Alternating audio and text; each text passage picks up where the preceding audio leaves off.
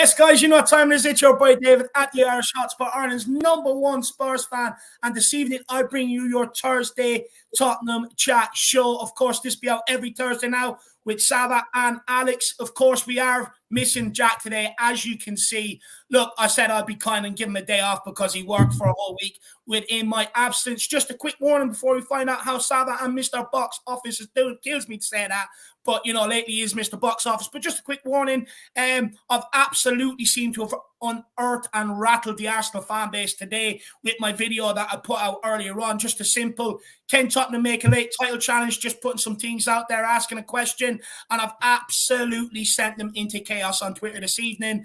So you might get a load of them in here, but what I'll do with you, because I know we like toying with them, like that song, Arsenal Fan on a String, I'll let you do it. I'll let you abuse them for a little while, and then I'll get them the F out of here. But Sava, how are you keeping, my man?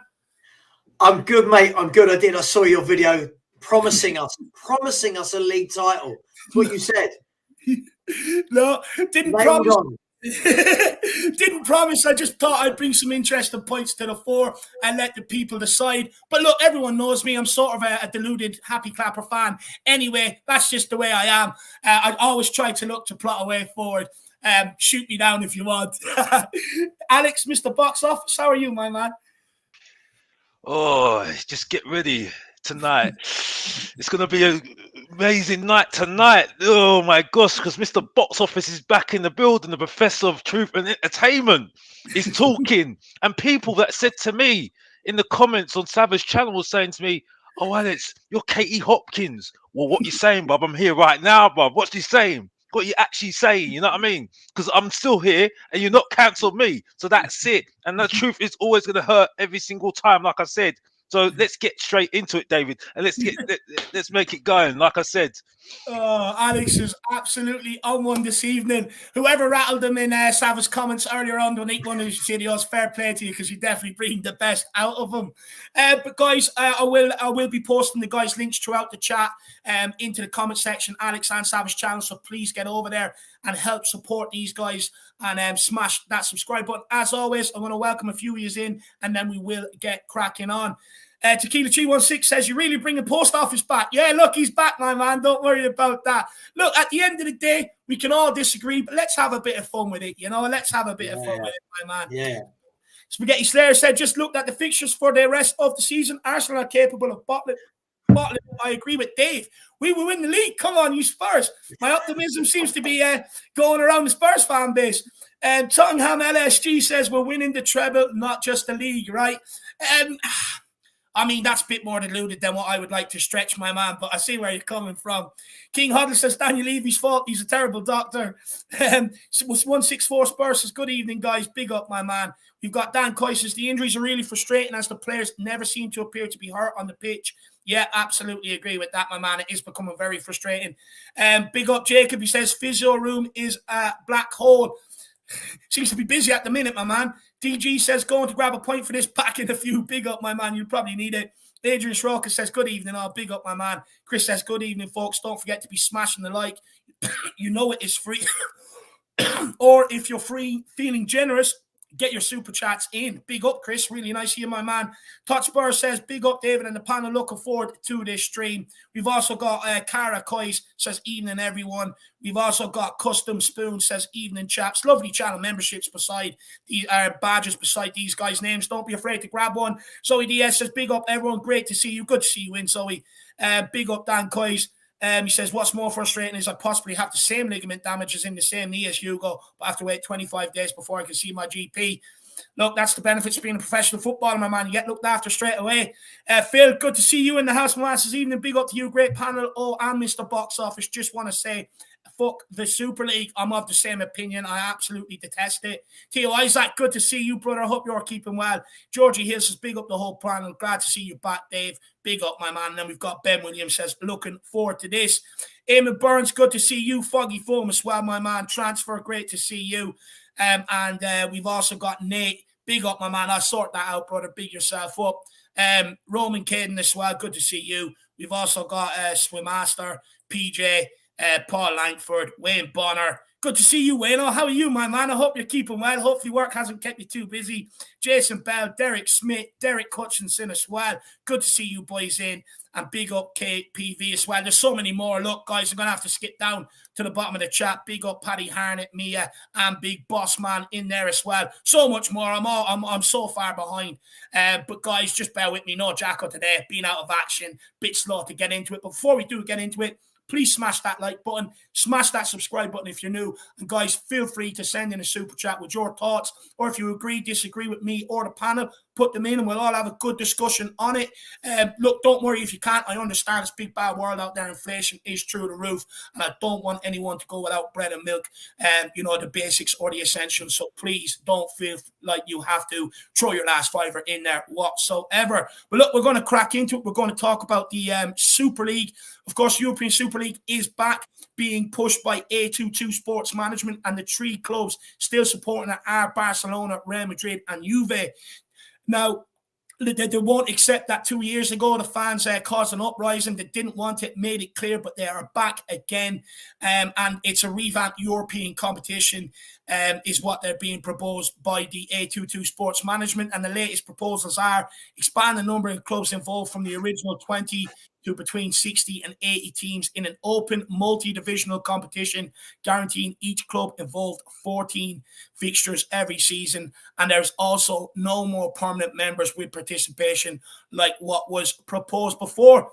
And Saba, I ask you, what's your thoughts on the whole Super League? Is there a benefit to it? And could these changes to the Super League format be exciting or attractive to the clubs that are reluctant to join?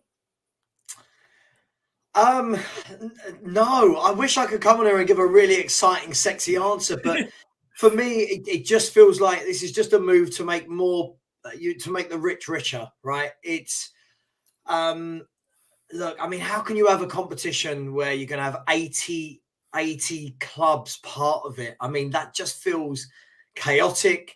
It will just be won by one of the big boys anyway. How are you going to do it? Are you going to have different levels within the Super League? Are the likes of Barcelona going to play the minnows from Lithuania? I don't know how it's all going to work. We were just having a discussion on my stream about is this going to be instead of the Champions League, Conference League, and Europa League, and run alongside domestic leagues? Well, you think, Sava, that UEFA are probably going to push back and still want their competition to go ahead, right? So you're probably looking at 14 extra games. Right. And look, the players get burnt out enough. Now chuck into that the internationals, like the Nations League, the Euro or the World Cup qualifying, the friendlies. I said it on my stream just now. They're athletes. They're not machines. And I think what you're going to start seeing is a lack of quality because people are tired, a lack of quality because people are just going to rotate. I think what you're going to see is a lot of the players either in one of the competitions, the league or the Super League, are going to rotate. So you're going to either have your best players missing your league games. Fans will get annoyed because you're dropping down the league. I just think the whole thing screams of why. Why? Who does it actually benefit? Because it's certainly not going to be the fans. No, I agree with that 100%. And look, I have a bit more to extend on what it does to the fans. But Alex, I mean, what's your thoughts on it? Are you pro Super League? Are you against it? Do you think there's any benefits to it whatsoever?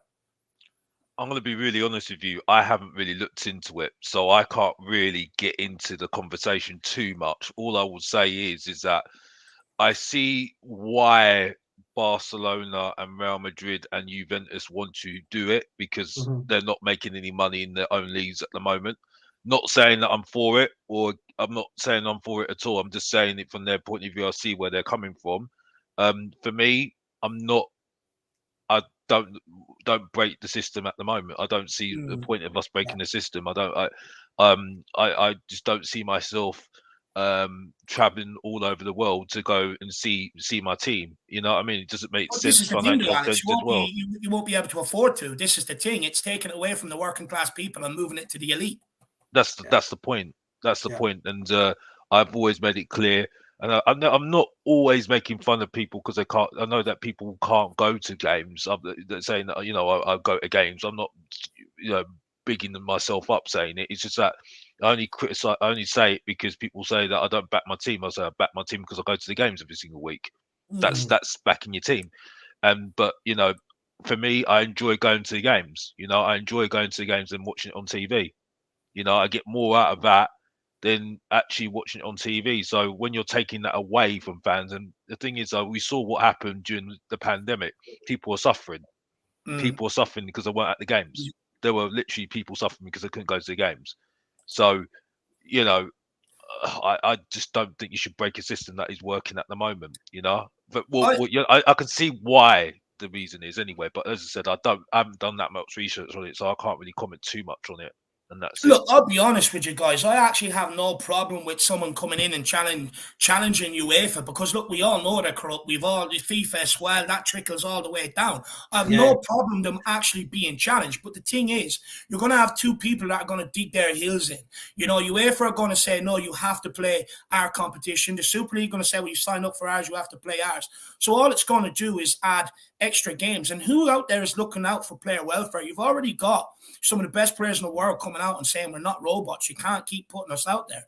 But my biggest problem with it is, they're taking it away from the fans. I know you're still going to have your Premier League games and stuff, which the Premier League and the domestic cups are going to suffer because the bigger teams are going to save their players for heading out to the likes of Dubai, out to India there, somewhere out in America as well.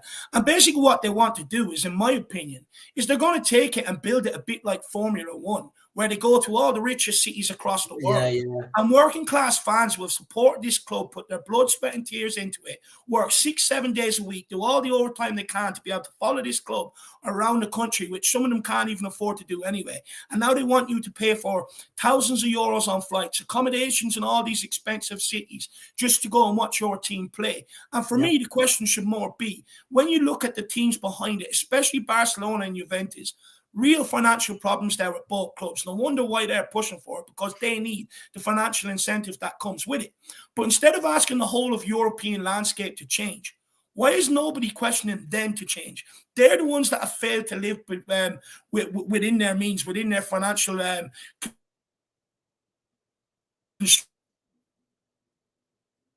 constraints. You're Oh, I'm back. No, I'm back. You're back. Yeah, you have the likes of, you look at the Premier League, you're getting some of these teams now starting to close the gap on the top six and stuff like that. In European football, some of the teams that did dominate it when I was growing up are no longer dominating it. And for me, I think it's a power grab to try and keep their status within world football, in my opinion. And I just cannot get with any form of Super League whatsoever. You cannot take football away from the working class man. It's what football was built on. It's what the beautiful game was built upon, was working class people. And to take that away from them will kill them. And I've no doubt that, they also see that they'll be able to take the hooliganism element out of it by bringing it to the elite. The protests that you see popping up at multiple clubs around the Premier League, it's mainly working class people that get down there to these protests that show their disdain to what's going on.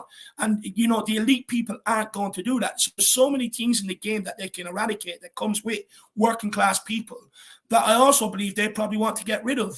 Sava, do you agree, disagree with anything I had to say there? Mate, listen, I agree with all of it. I think from whichever string you want to pull, there's negatives to it for me. I actually think football needs to change, but I think it needs to go the other way. And what I mean by this, David, is I think football is a very, very simple game that is being overcomplicated with technology, rules that aren't needed, competitions that aren't needed. I mean, growing up, there was a European Cup and then there was the Cup Winners' Cup. Now, all right, that changed into Europa League and Champions League. But it went to the point where it used to be just the winners of it was a Champions League. Then it was first and second.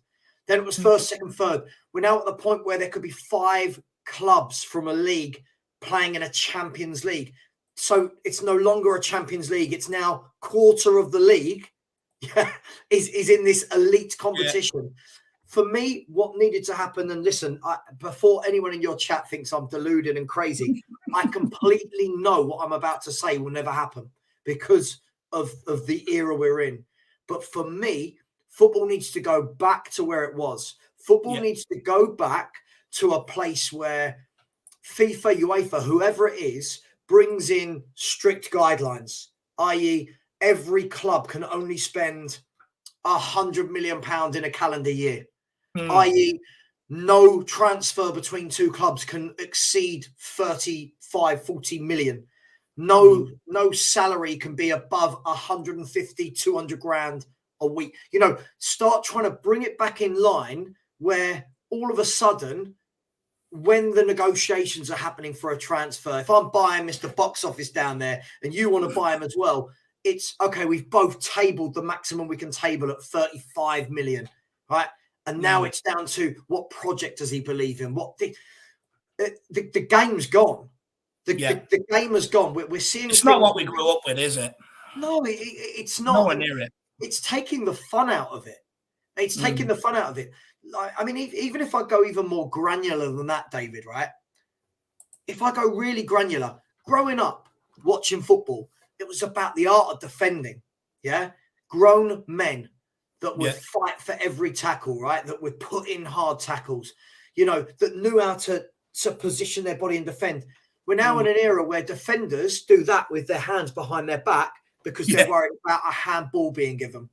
And then we say, oh my God, why did that defender turn his... Well, I think the whole thing just seems convoluted. And the last thing I'll say on this before I let Mr. Box Office take it away, right, is, first of all, Alex, you're making the rest of us look bad because I feel like I need to get a catchphrase now. But the thing is as well, let's say UEFA have got their competition. And what is it, A22? Is that what they're called? Whatever. That if they've got their competition, and you've got the league, the FA Cup, the League Cup, you've got the Nations League, the World Cup, European qualifiers, whatever. When on earth are these games getting played? What are we going to do? So you've got a league game on a Saturday, then the Wednesday is Champions League, then a league game, the next Wednesday is Super League. I mean, what is it, mate? Sorry, I'm old school, but it's all gone a little bit silly for me. The cups will die. The League Cup and the FA Cup, if they haven't died already, it will be just the kids that are being put out because no one's going to want to not put them out in the Super League. Yeah, sorry, a bit of a rant, but I just think the whole thing's a shambles, to be honest. Yeah, no, I completely agree. It's like even that thing with the hands behind your back. It's a rule made by a non-footballing person. It's not even a natural movement. Look, there's so much we can get into on that side of things completely.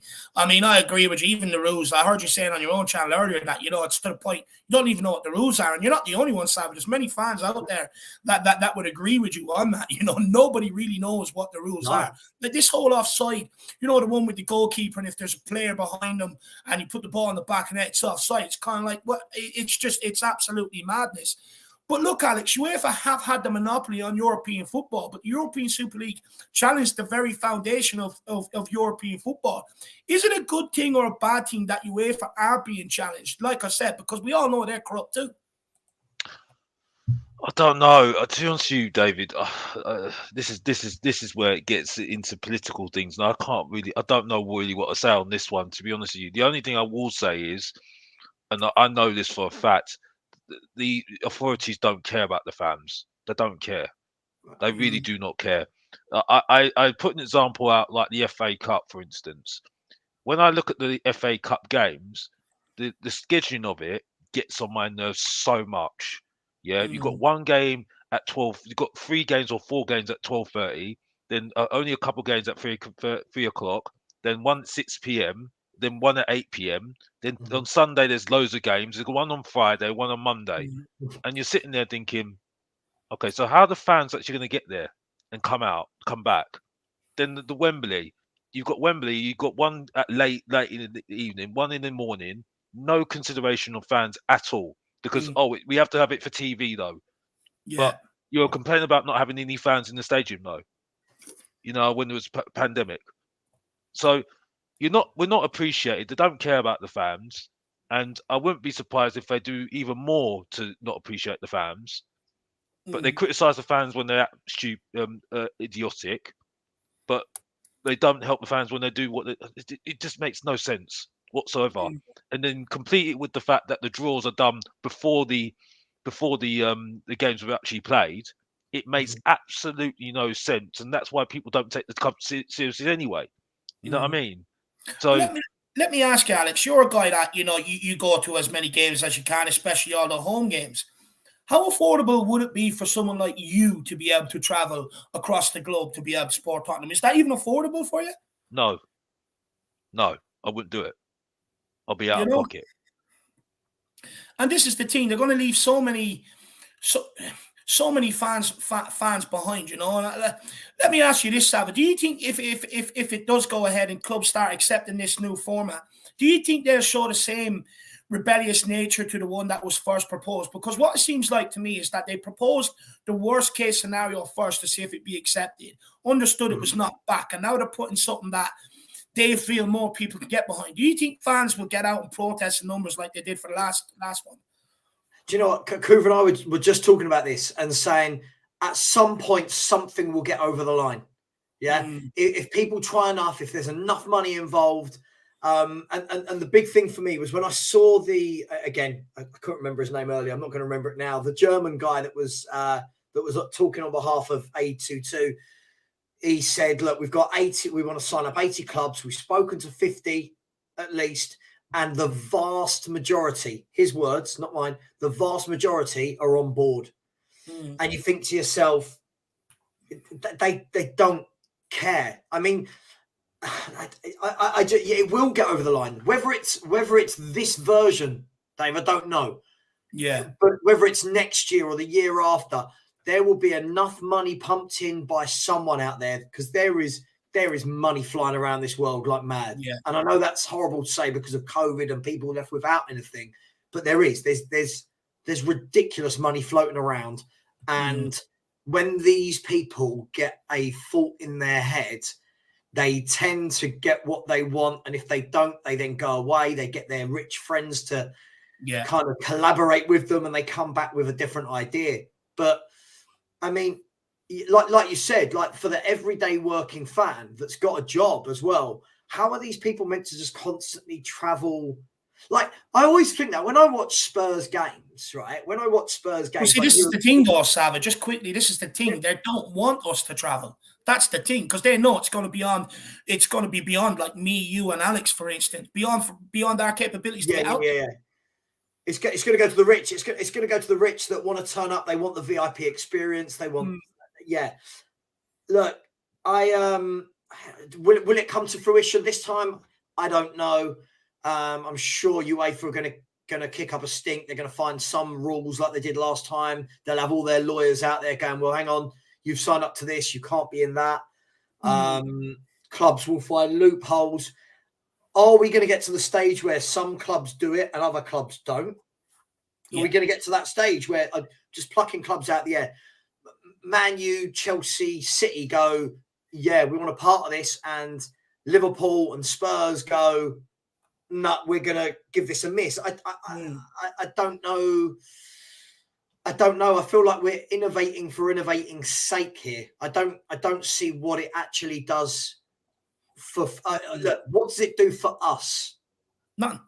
People sitting in our rooms discussing football that go to game. What does it do for us? Not about us. So essentially, if it's going to happen, we make a decision. We either get behind it or we boycott it. But the problem is, we know that if Spurs were in a Super League and there's a game on a Wednesday night, you're watching it. Yeah. You know you're doing a show straight and after. They know that too. They know that too. Exactly. But you're doing a show straight after. Instant match reaction. I'm Probably doing do watch it. Probably do watch it, I'm being honest. Exactly. So, it's all good fun until it's not, eh? And just quickly, Sava, to follow up on that, I don't know whether you follow golf. Look, I'm not a big golf fan, but I'm well aware of this Live Golf and the PGA team. Do you think it'll end up something similar to what's happened there with the golf? But yeah, quite possibly. I think this is happening everywhere, isn't it? This is happening. people realize what money can be made from sport, and then you get disruptors. And that's not just in sport, you get that in technology. You know, people come in, they disrupt. How can we make money? What can we do that they've done, but we'll put our own spin on it, that the new fans and the newer generations will latch onto, will do that. And that will continue to happen for the next forever. That will continue. The more technology that comes out, the more money that's out, that will continue to happen. Yeah.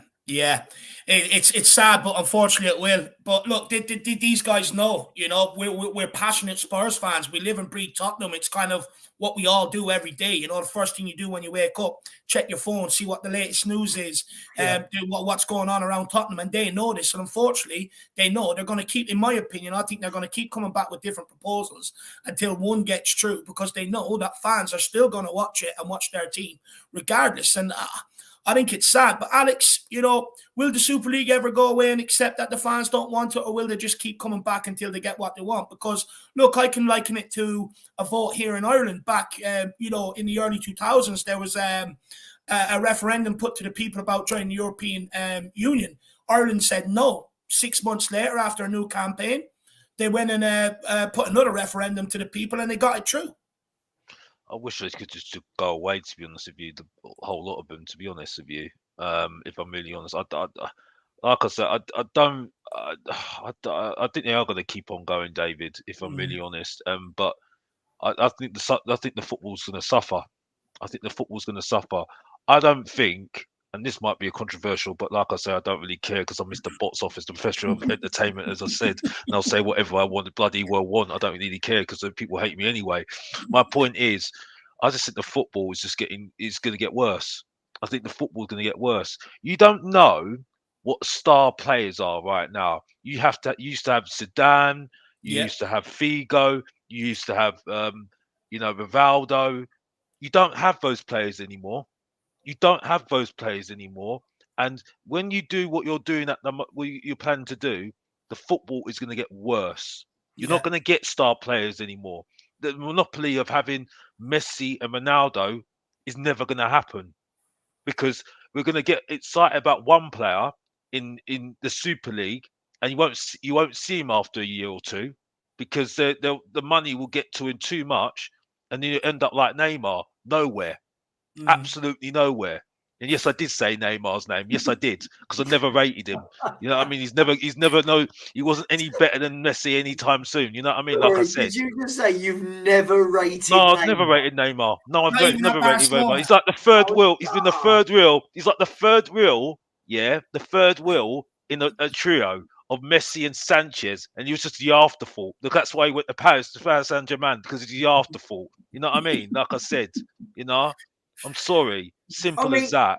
I mean, not to go off topic, but if I can't take that seriously. Never rated Neymar. Come on, man. No, I've never rated him. No, especially when he went to PSG. No, sorry. That's it. Sorry. And that's the truth, and that's it. And that's Mr. Box Office talking the truth. If you don't know, get to know. And that's it. That's all I need to say. David, dig a hole for yourself now. After you. Look, I don't think you can say you never rated Neymar. I think at Barcelona he was very good. Even coming through in Brazil, he was very good. Good evening, Mr. Kaufman. Hope you're keeping well, my man. Good to see you in the building, sir. Really do hope you're keeping well, my man. But look, you know, maybe to end off on the Super League chat, Premier League sides dominated the transfer spending across Europe this January and, of course, in the summer. But more so this January, Chelsea also spent more than the other top four leagues combined and accounted for nearly 50% of England's outlay in that transfer window. And look, at the forefront of this is financial equity. And that's from the proposals which Madrid, Barcelona and Juve. Sava, quite simply, and Alex, is this an attempt to close the gap on English teams by the rest of Europe, because they no longer, you know, once have the stranglehold on Europe they once had? They're jealous of the Premier League model, right? Because look, let's face it, the Premier League is sort of a Super League anyway, when it was founded. But the way they've the way they've matured the model to bring in the revenue it does, which La Liga can't do. You know, the Dutch league can't really do it. They always have the same team sort of competing up the top or winning it every single season. So is this maybe a struggle for power between England and the rest of the leagues across Europe? It could be. I think sometimes we've got to be careful what we wish for in life, right? Like, and what I mean by that is we need, we need the other leagues to be riding high. You need that competition. But like I said on my stream earlier, I think we get confused with the Premier League being the richest league versus the Premier League being the best league. Now, what I mean by that is if I look at the Premier League right now, I don't see a standout team. I don't see the powerhouses that like when you had Arsenal and United vying for a title, they were top teams littered with stars, right? If you think about, sorry, I know we're Spurs fans, but if you think about that Arsenal team with Vieira, Ljungberg, Perez, Henry, Torre, Ashley Cole, won't mention his name, but look at Man United, all of those class players. I look at the teams at the top now, and for the last 5 years, City, littered with stars. I look at everyone else and I think, honestly, tell me two really top teams in this league right now. What, the Premier League?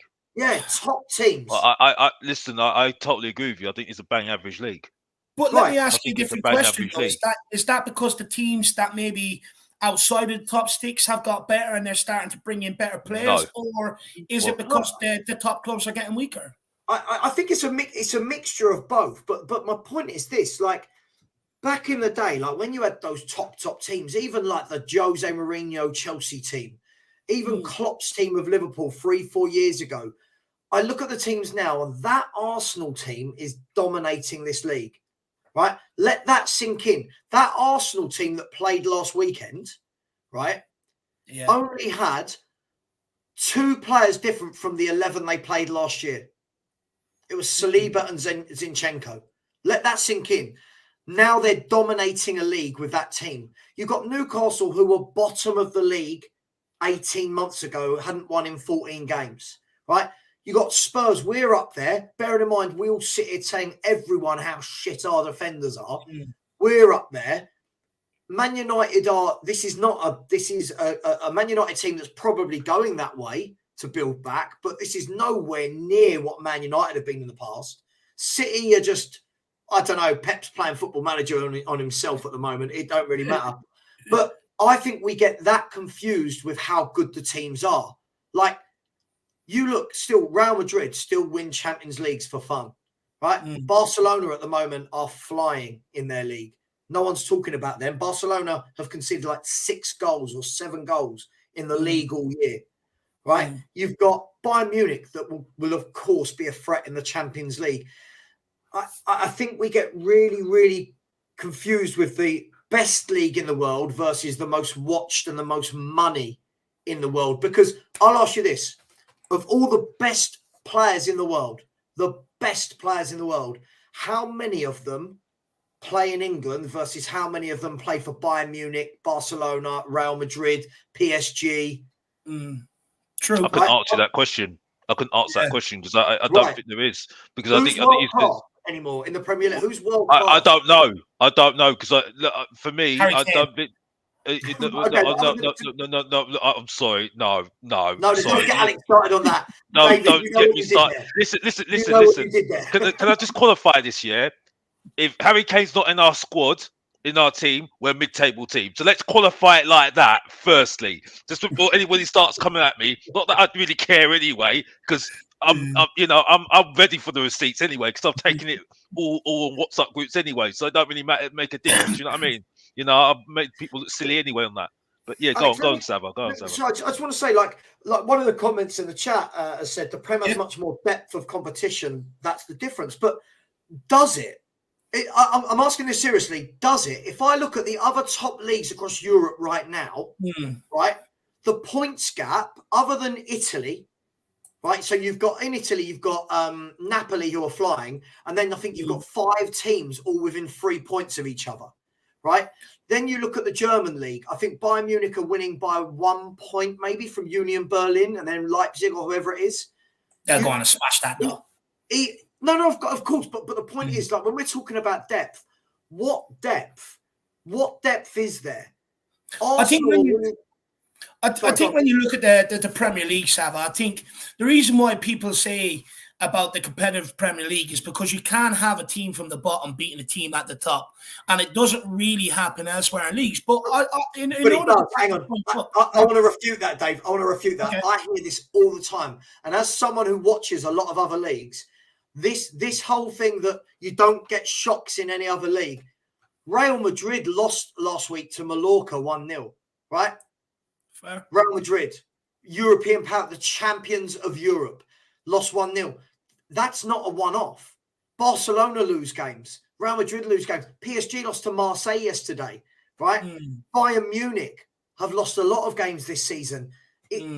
I think it does happen, but the problem is this league, for me, I've always said this, is what we've got that those leagues don't have is everything in this league is 100 miles per hour. Yeah. Everything is helter-skelter, 100 miles per hour, and fans love it, and that's cool. When you watch some of the other leagues, the football's not as quick, but that doesn't mean it's worse. It just means it's a different style. That's probably why, when I look at it, how many English teams win the Champions League?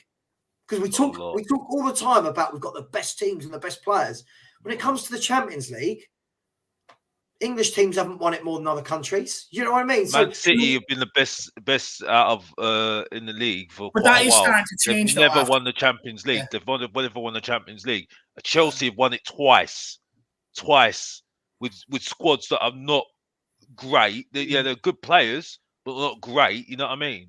You know. So to be fair, I'm not saying makes a very good point. You know what I mean? Alex, but I'm not saying this league isn't great. Listen, but I think what's pushed is Sky Sports push this every time they talk. They go, the Premier League, the best league in the world. This wouldn't happen in any other league. And I'm thinking to myself, you guys don't watch a lot of other football then, because this happens all over the world. This happens. But, you know, David, it's like this. It's like when Spurs are linked to a player and you say to people, you know, have you seen this player play? No. Well, what do you mean? They play for Napoli, who you can watch on TV every Sunday. Yeah, don't watch any other leagues. Yeah, I hear a lot of that.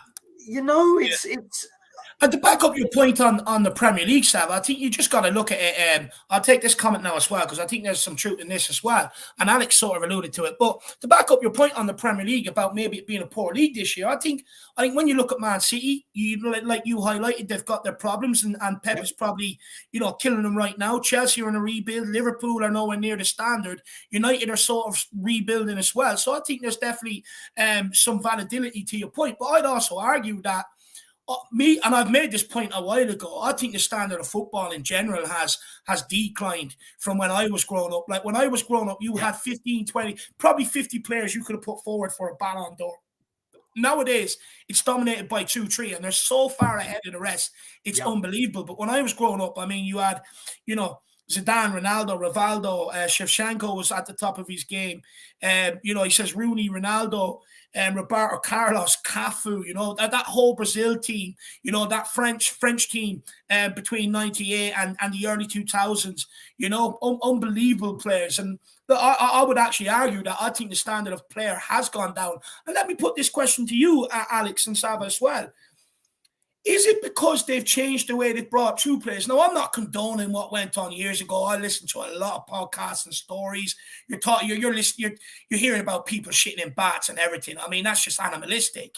But, what I would get at is that they're not made do the sweeping of the dressing rooms, cleaning the boots, earning their stripes, basically. I think for me, players now have to play to a system. You know what I mean? If they don't work to a system, they don't really work. So are you saying then the individual skill and the thought process is taken out of them? Look at the example of Jack Grealish. Jack Grealish was a superstar at Aston Villa. As soon as he's gone to Manchester City, he's got to rein it in now. And you don't see the same player that you saw at Aston Villa. True. I agree with that. And this is why, for me, he's at the wrong club. He was all right against us. He was all right against us. I thought he was okay against us on Sunday. I've got to be honest. Yes, I'm not going to listen to the whole noise about what Emerson did. Let's be honest here. He was Unbelievable performance. We'll get onto that another time, because honestly, that the gift that keeps on giving Tottenham fans going on about him. But the point is that you see him that was at Aston Villa. He was unplayable, absolutely unplayable. You know, he was thinking for himself, doing his ideas. At Man City, he's now thinking about things because he's got to do what Pep wants him to do. If he doesn't, he's out the team. You know what I mean?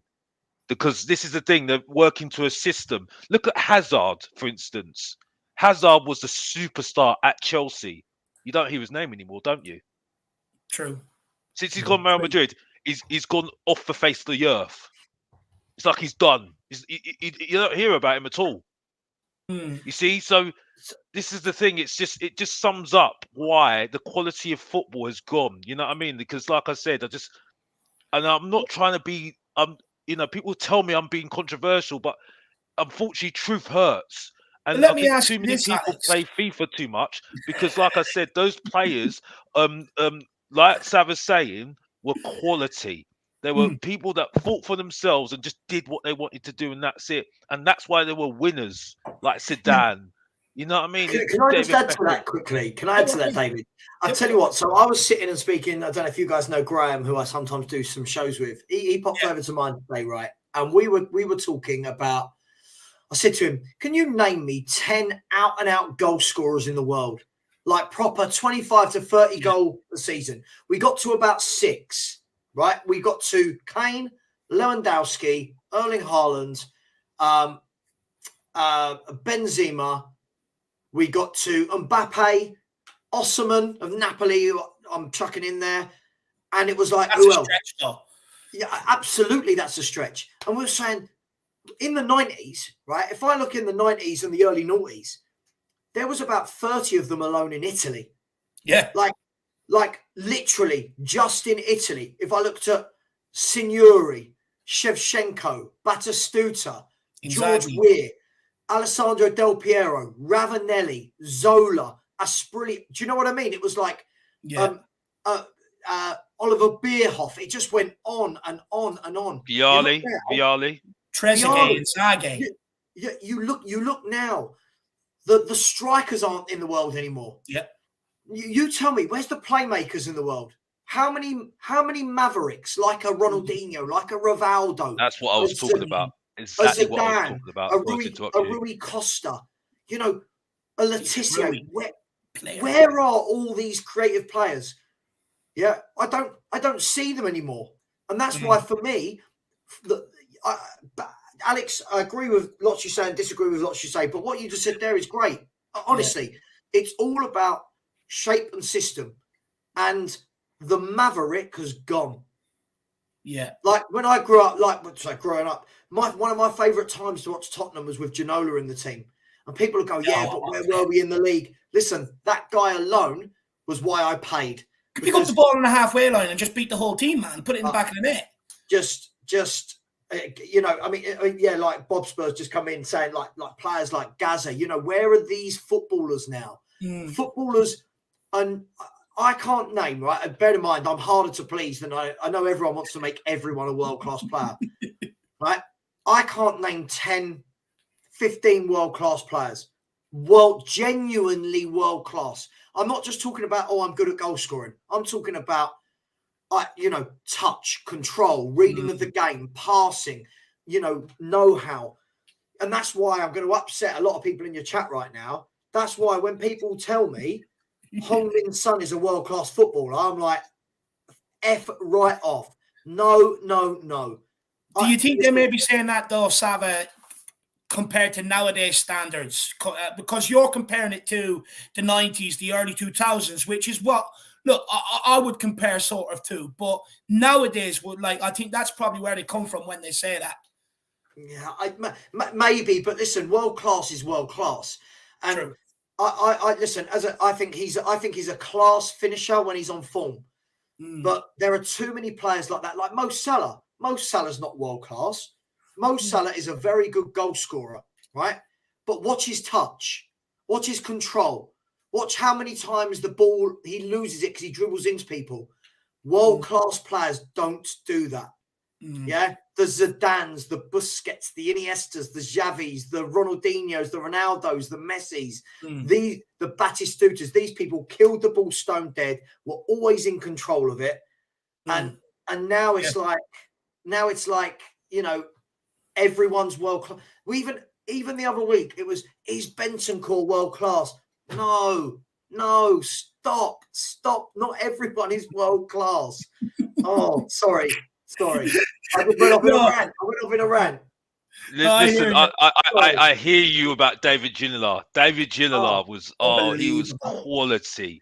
If you talk about someone that was at quality, that guy had quality. Now you're talking about players. Yeah. You know what I mean? Players, man. And we sold into Aston Villa as well because we had to let him go. You know, he was that was a creative player. You know what I mean? He won double player of the year for a team that finished 11th in the table. I even remember him at Newcastle as well. He was unbelievable at Newcastle as well. Unbelievable. But guys, I want to take a couple of we've got Bob Spur's membership chat, and then we've got Dermot's super chat here as well. I just want to take these, and then Savo, I know you've briefly told me. I'll be honest, I don't really know the full description of it, but I believe you used to coach at Charlton or something like that back in the day. So I do want to ask you a question on something that Paddy Harnett has brought up here, but I just want to get these chats first. THSE till I die, big up Dermotron. Says big up Dave, Sava and Alex, big week coming up with Conte back, which is great. Come on, you Spurs. Whoa! Sorry, Dermot, my throat's a bit dry today. That was actually pathetic. I sounded like a choir girl, to be honest. I promise I'll be back tomorrow with better, with a bit more, basically, like my balls have dropped, a bit more oomph in it, Dermot. But look, Conte back, it's huge. Look, we remain to be seen whether it be in the dugout for Leicester. Many are predicting that he will be. But look, Leicester's got to win at the weekend and, keep the confidence rolling into the AC Milan away trip for the midweek. And it'd be interesting to see what sort of team we put out against Leicester. Will any of the players be held back for the AC Milan trip? But you're right, Darmo, it's a big week, and I think we're all excited about getting back into Champions League football, hearing that music, something Arsenal fans can't do right now, although they'll probably have it back next season. But I will still banter every single one of you because I hate Arsenal. But big up, Dermot. Really appreciate the support, my man, and everyone else. Feel free to do what Dermotron has done there and throw it in a super chat, and I will bring up some comments from the chat as well. And then Bob Spur TV member for 22 months. I've fed Max in school, but I think that's nearly 2 years, Bob Spur. That's fucking incredible, my man. 2 months short of 2 years. Says, big up, you beautiful, average-looking people. Great to finally get some glamour on the show. Great to see Sava on here too. Where's today's Gaza? What I will say, just quickly, I'd say Sava's probably the more glamorous out of myself and Sava. That's why I call him Savalicious sometimes. But I think he's a bit more glamorous. Alex is glamorous as well. Mr. Box Office, how can you forget him? But, he raises a good point, Sava and Alex. Where's today's Gaza? Is there one out there? No, this is the thing. When you've grown up watching players like Paul Gascoigne week in, week out, and then you get these very average footballers being called world class, it just makes me laugh. Like, there's no Gazas. If Gaza was available now in this market, Gaza would be 200 million. And for any of the younger people that didn't, I'm sure there's a lot of older people in your chat as well, but for any of the younger people that never got to see Paul Gascoigne live and never got to see how that man ran a game of football, and he wasn't the most athletic, it wasn't like he was ever in prime shape, but his engine, his ability to hold off tackles, his ability to run with the ball, glide past players, score, we're talking a different level of footballer to what we see now. If people think Kevin De Bruyne is good, right? For example, if they've never seen Gaza, Gaza was just something else. There aren't Gazas now, mate. There aren't. And you know what? That was half of Gaza. Never fully fit. Always out on the beer. Imagine if he dedicated himself. I mean, you're probably talking. You never know. You could be talking about him in the realms of maybe a Maradona and Pele if he didn't drink. But look, Sava, one thing I want to ask you, I'm just going to bring up the comment here. Big up, Phil. It's good to see you, my man. He says, I heard Paul Mitchell is leaving Monaco this summer. Who would fans rather have, Mitchell or Paratici? Look, we'll answer that quickly, and then I'll get on to Paddy Harnett's question that I want to put to Sava. But Alex, Don Paratici or Paul Mitchell? Take your choice. Would Paul Mitchell also come back after being ignored by Levy? That's why he left in the first place. I mean, I think this is just a simple answer. Paul Mitchell, don't need to say anymore.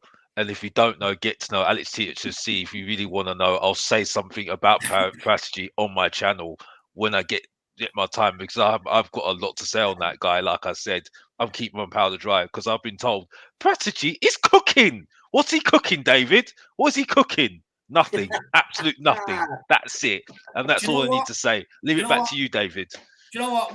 I've got to have a one-on-one debate with you. We'll make it happen on your channel. First one over Paratici, and the second one about calling Harry Kane a loser. They're different discussions for another day because they're going to go 2-3 hours long. But I have to take you down on that. Phil, look, either or, to be honest with you. I like them both. I think they're both good at their jobs, if I'm being brutally honest. Sava, who would you pick, Paul Mitchell or Paratici? You know the answer.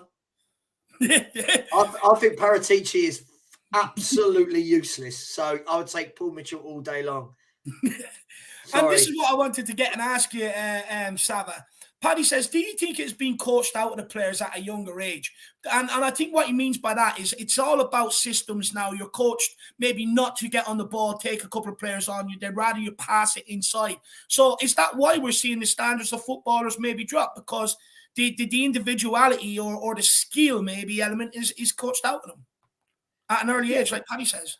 Yeah, I mean, do you know what? I had the pleasure or the luck of working within an academy, and what you did see a lot is, oh, he's a good player, but he's too small.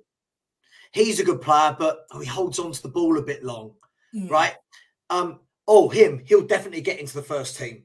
6'2", strong, good engine. And it seems very different to what they do in Spain, what they do in the Netherlands.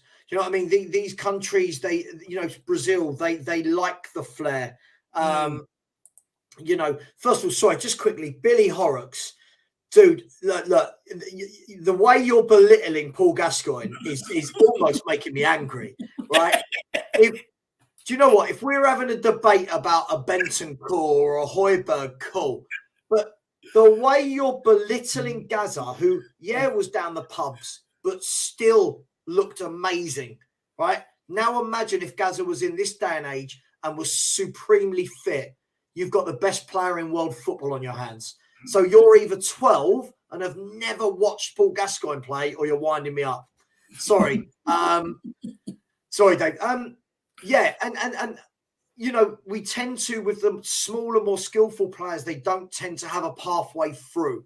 You look at someone like Phil Foden, he's got that pathway through because he plays for that style of manager, and that is the ethos of that club, right? If Phil Foden was probably trying to break through a youth team for a manager like Conte, for example, is he bringing him through and playing him at that slight figure? Do you know what I mean? That doesn't do those things. So there's no one right or wrong answer. It depends what who the club is. It depends what league they're in. But definitely the creative younger players, it is kicked out, not literally, but it's kicked out of their game that it's past. But again, I'll say this. Again, the stats have ruined this. People would rather say this guy made 100 passes, 100% success rate in the midfield, right? He's a 16-year-old, for example. I'd rather go, do you see that? He dribbled past 3 players, done a Cruyff turn and laid it off to someone, right? Yeah. Or, that skill didn't work, but Jesus, did you see what he tried? There's the difference. Yeah. Don't get me started on stats. Do not get me started on stats. Do not get me started on stats. Honestly, I'm going to go mad. Honestly, I'm going to unleash. Mr. Alex, one of your favourite players, Harry Winks, was a stat padder. Oh, listen. Stats, Okay, right? okay. Right. Listen. We moved on from Harry Winks. Yeah, let's move on from Harry Winks. Harry Winks was not great. Let's just say that. Yes. Okay. Absolutely right. I gave you it with Yeah, I Dyer. know. I'm only winding you up. I told you about Dyer. Yeah. But yeah. Okay. You know what I mean. But I still stick by it. We were harsh on him. But Yeah, I was. But to move on, let's move on from that. Let's just say this right now. Harry Winks is not going to get us winning championship. So, the standard needs to be up and that's it. But I agree with Sava. And I'm not just agreeing with Sava. I actually agree with Sava. That's all I need to say. I've listened to, like I said, in my spare time, I listen to a lot of ex-pros talking about, their journey through the game and stuff.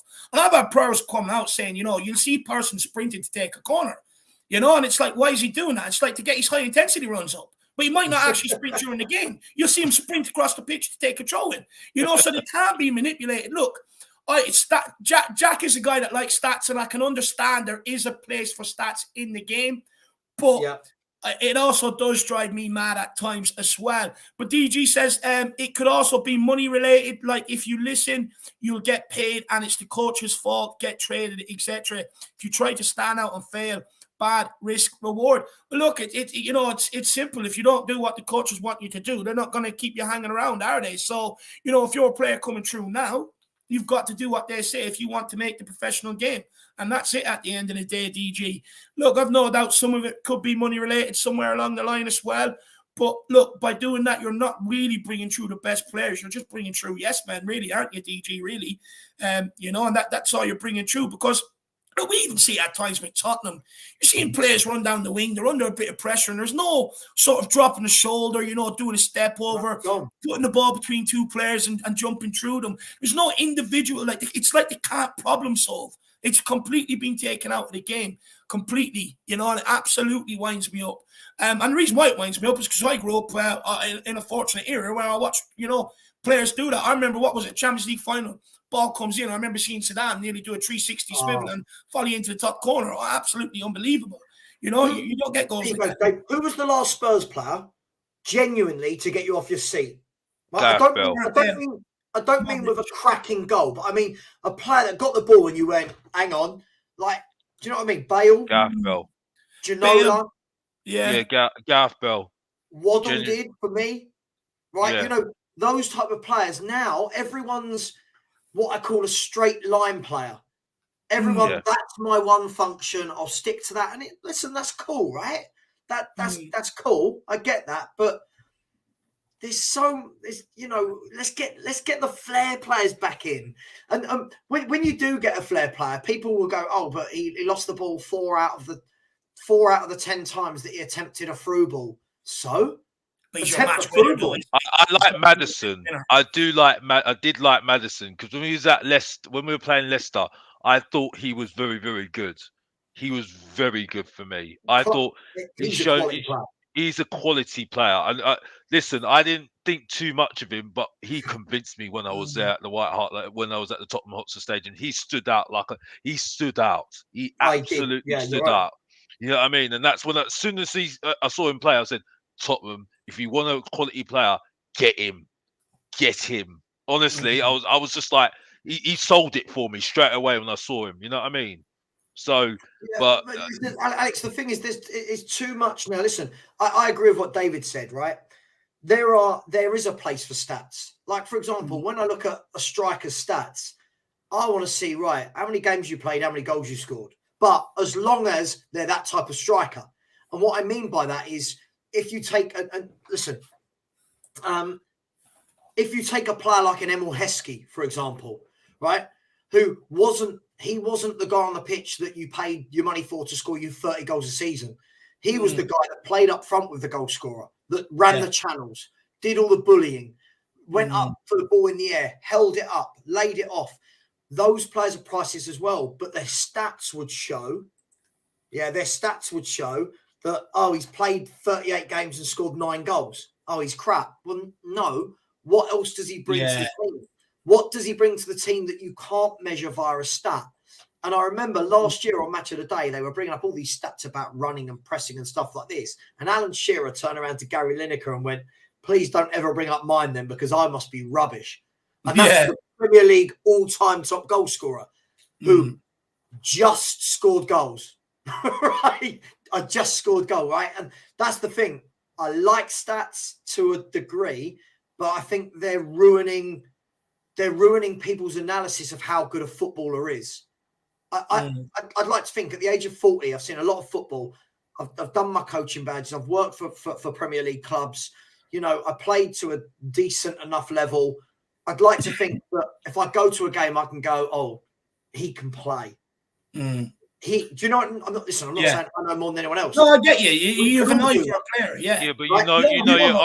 you weren't born yesterday, Sava. You know what's good football to yourself, innit? You know what I mean? You Of know course. exactly. So you don't need to listen to what anybody else is saying. If you know what I mean. That's the point. That's the point It's you're like making. Alex. Okay, so for example, all those people knocking like forget the price tag for Enzo Fernandez to Chelsea. Forget that. All these people going, oh my God, he just had a good World Cup. He's not that great. For anyone that's ever watched the boy play football, you can watch him in 5 minutes and go, yeah, that's a player there. He's a player. The way he moves the ball over his feet, the way that you can see as he's receiving it, he's already had a look to see what's his next pass. Those little things, that you can't measure via a stat. Yeah, I agree. 100%. Where you are on the pitch to receive the ball, you're running off the ball. Stats can't measure these things.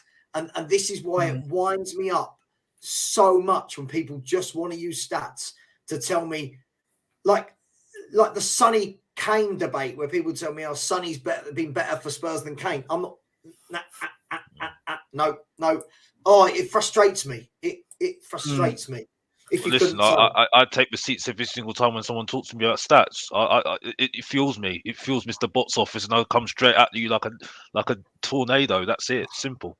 I think you know, my mate Billy in the chat. He's hilarious. Again, doesn't know a footballer. He was just putting down Gaza, and now he says Enzo Fernandez is utterly shit. Billy, you don't know a footballer when one hits you in the face, my friend. Gaza. Wow. Sorry. Look, the man's entitled to his opinion. I disagree with it personally, but at the end of the day, he's entitled to his opinion. Well, look, just maybe to end off on the stats thing, and then I do want to get into maybe talking a bit about Bissouma, is for me, you've got to combine the stats with the C&I test. You can never just go off one or the other. For me, I think if you combine the both, you've got the perfect world there, to be honest with you, in my opinion.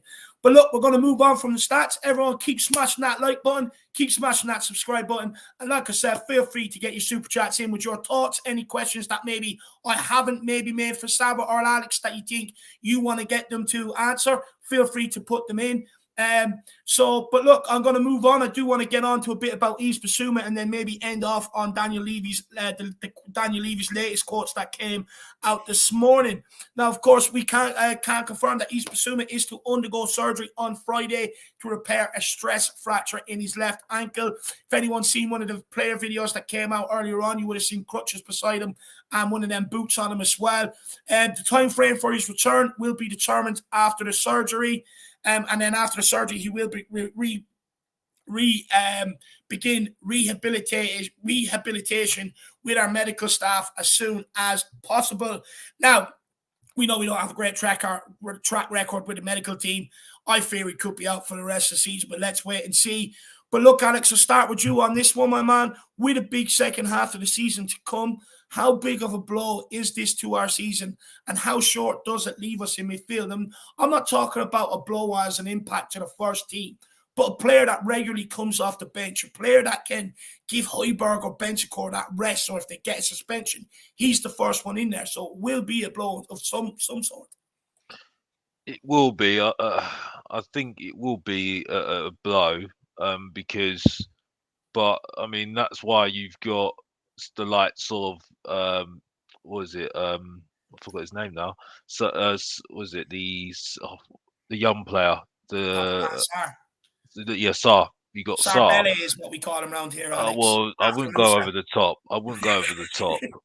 I do like him. He has been impressive, I will say. I wasn't going over the top like people were going on about Gil.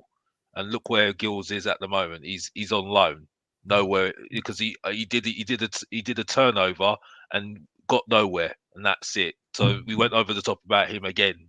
You know what I mean? But Sarr, it might be an opportunity for him. I'll look at it like that. It's a shame for Bissouma. I don't think it's really working out with him and Conte, to be honest. I think, for me, I think when Conte leaves, because for me that's a spoiler. It's not a prediction. It's a spoiler. He will leave at the end of the season again. You know what I mean? Because that's clear in my eyes. You know what I mean? I think we might see the best of him. But it's a shame because I do think there needs to be some pressure on that midfield.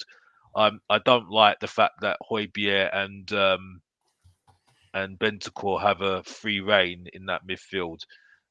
Unfortunately, with Skip, and I still stick by it. Last year, at the beginning of the start of the season, he was very, very impressive. I'm not convinced by him, Alex. You're not convinced by him? No. I mean, I was getting there with him because I saw him every single game and I thought he was better than Højbjerg. That was my prediction. But since his injury, he has not been very good. He's Alex, not been very one good. of your best ones, mate. And there was me thinking the delusional Alex is gone. It's back no. again.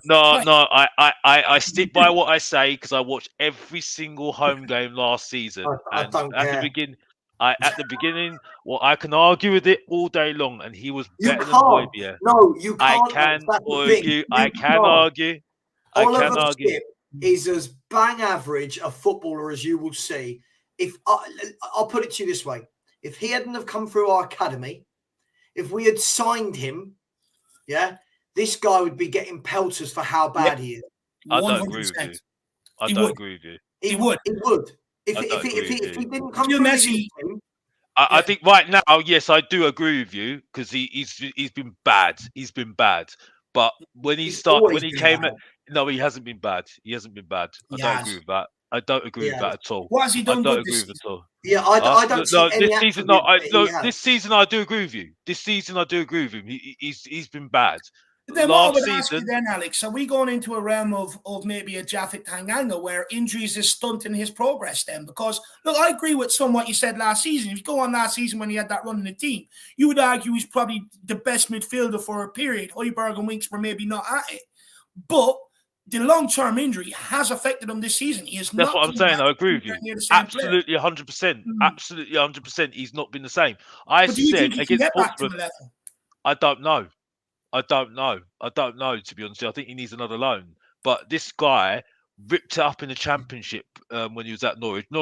He ripped it up so much. Norwich wanted to be back on loan. So he was that good. Jose Mourinho, Pochettino, Nuno, and even sometimes Conte was waxing lyrical about him. Before his injury, Conte was absolutely waxing lyrical about him. And he was waxing lyrical about him because I can give you quotes on that when I find it. But he did say that.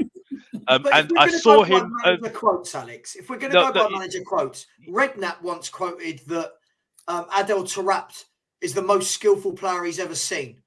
He quoted that Jermaine Defoe's the best finisher he's ever seen. At any given opportunity, Defoe was dropped for Keane and Berbatov. For any given opportunity, Adel Taarabt wasn't put in the team. But didn't he sell Taarabt in the first place? Huh? He sold Taarabt in the first place. He was here when Taarabt was sold. Listen, I keep hearing this, that Skip is so highly rated by all these managers. Skip this, skip that. Whenever I watch Oliver Skip play football, I look at him and think, like, what does he do well? What do you think his role is? Because that's where I'm more confused. Is he a holding midfielder? Is he a player that can unlock the door going forward? I'm confused at what. Homegrown quota is his role. The problem is and Sava, I don't agree with you on that one, to be honest with you. I think for me the problem is with Skip is that there's just been too many managers around for him. You know what I mean? Too many managers that he's been working under. Because I think that a clear manager with a clear strategy would have got the best out of him and given him a role or what he wanted to do. I don't know that, but I think that hasn't helped. No, you can't do that. Yeah, but yes, I can do that because I love this. I love this from you, Sava. My point is, sit. You can't sit and say. You can't sit and say. I love it for you, Summer. I've watched him every game. I go to every game. I've watched him with a good manager and a clear strategy. Okay, to do what? I don't know. What do you mean you don't know? He can play. He can play in midfield, either centre midfield or maybe defensive. But I think at the moment, I know he's yes, a midfielder. But what does he do? What's his he's got skill. He's got the energy. He can go. He can get about the pitch. He can pass it. He can do things. I disagree with the passing game, Alex. I think if you go back and rewatch the game against Bournemouth, where every time he got the ball, the final time, he shit himself. Oh yeah. But this, I'm not talking about now. Now he's terrible. He's absolutely terrible. This is where I agree with you. But in the past, no, he has been good. He has been good, because I remember a game when they were doing a test event. Me and my dad went, and the player that stood out was him, 110%. Do you know the key? Do you know the key 2 words there? What? Test event. No, yeah, but doesn't matter. Doesn't matter. Sorry. No, it does matter. No, it does matter. Because but I'm saying, but Slava, but I'm only going with what I saw. I'm only going with what I saw. Okay, and this guy has been outdoing himself at Norwich. He did the best thing. He was the best out of Norwich. He was the best. He was the best player in the Championship that season as well. Yeah, so he came back to Tottenham. He came back to Tottenham, and he was better than Højbjerg all day long. Yeah. Then he got injured. Then he went downhill. That's when all the clubs went all to pot with him. So I do agree with you. He does need a loan, or he needs to be sold or something like that. Yes, I do agree with you right now, and I say the same thing about Tanganga as well, because they're going absolutely nowhere. No, stop. This is silly. No, another very poor footballer. I'm sorry. This is ridiculous. This is what I mean. If we had paid, David, I'm going to stand by this, right? Yeah, work away. If we had signed Tanganga or Winks, our fans would be going, why on earth have we signed that player? Yep. Right? Why? That is not a Tottenham level player. But because they're from our youth team, we get all a bit sort of warm and fuzzy about them. I don't do that. Right? You're either good enough or you're not. I don't care if you're one of our own. Yeah, this is the problem. You talk about this all the time, Alex. This is double standards from you. I don't mind. I said sold. I said sell them. That's what I said. Sell. But Alex, you can't rate people like that and then think that we want. I mean, come on, man. I didn't say rate them. I just said Tanga needs to be sold. That's what I said. I think. Look, where we're at with someone like Skippy. First of all, I think. Look, he had a great campaign in the Championship. I think we're all excited to see could he come into Tottenham and push what we got, because at the time we had Højbjerg and Winks, right? So I mean, there's not really much competition there for him. But now we've brought in Bissouma and a Bentancur, and it's kind of highlighted Skip's deficiencies, or maybe highlighted that maybe he is not at the level that we thought he was at last season. And the reason why many fans want him last season is because we had Højbjerg and Winks. We needed something else, or just someone to challenge Winks, in my opinion. Someone to offer something different. But I do agree with Sava. I'm kind of, when I look at him this season, look, let's be fair to the kid. He's still got time. Maybe another loan spell in him, come back, see how he does. I don't agree with all this manager debacle in and out managers. It's like, if you're good enough and you've got the right mentality. Yeah, that's part of football. Kane and Son do it. No one gives them that excuse. But to be fair to the kid, the injury has clearly hampered him. And it's a bit like Tanganga. Tanganga burst onto the scene, against Liverpool under Jose, man the match. But then, injuries have hampered his career, hampered his progression. And when I look at Skip, I'm not sure what he's going to offer us between now and the end of the season. I think Papa Matasar, for me, looks more better than what Skip does when I see him play. And I think it's unfortunate on the kid, but I do think he's going to have to find another loan move to sort of get his engine back going again, but also discover the player he is, because I look at him. I don't think he's a holding midfielder. He likes to burst forward, but then he doesn't have the technique or the skill on the ball required you know, going into them forward areas. And I know a lot of people throw a lot of hype at it, but, you know, the guy's got 5 assists. He's got 4 or 5 goals this season. So he has more than what Skip does going into the final third. And is Ollie Skip going to be taking up the Bissouma role? I'm not so sure. I would actually argue that it'd be Papa Matasar. But before we get into that, just want to take a few super chats here. Brian Dempsey says, I remember watching Mido's debut, and he had a touch like a prime George Best. Look, do you know what?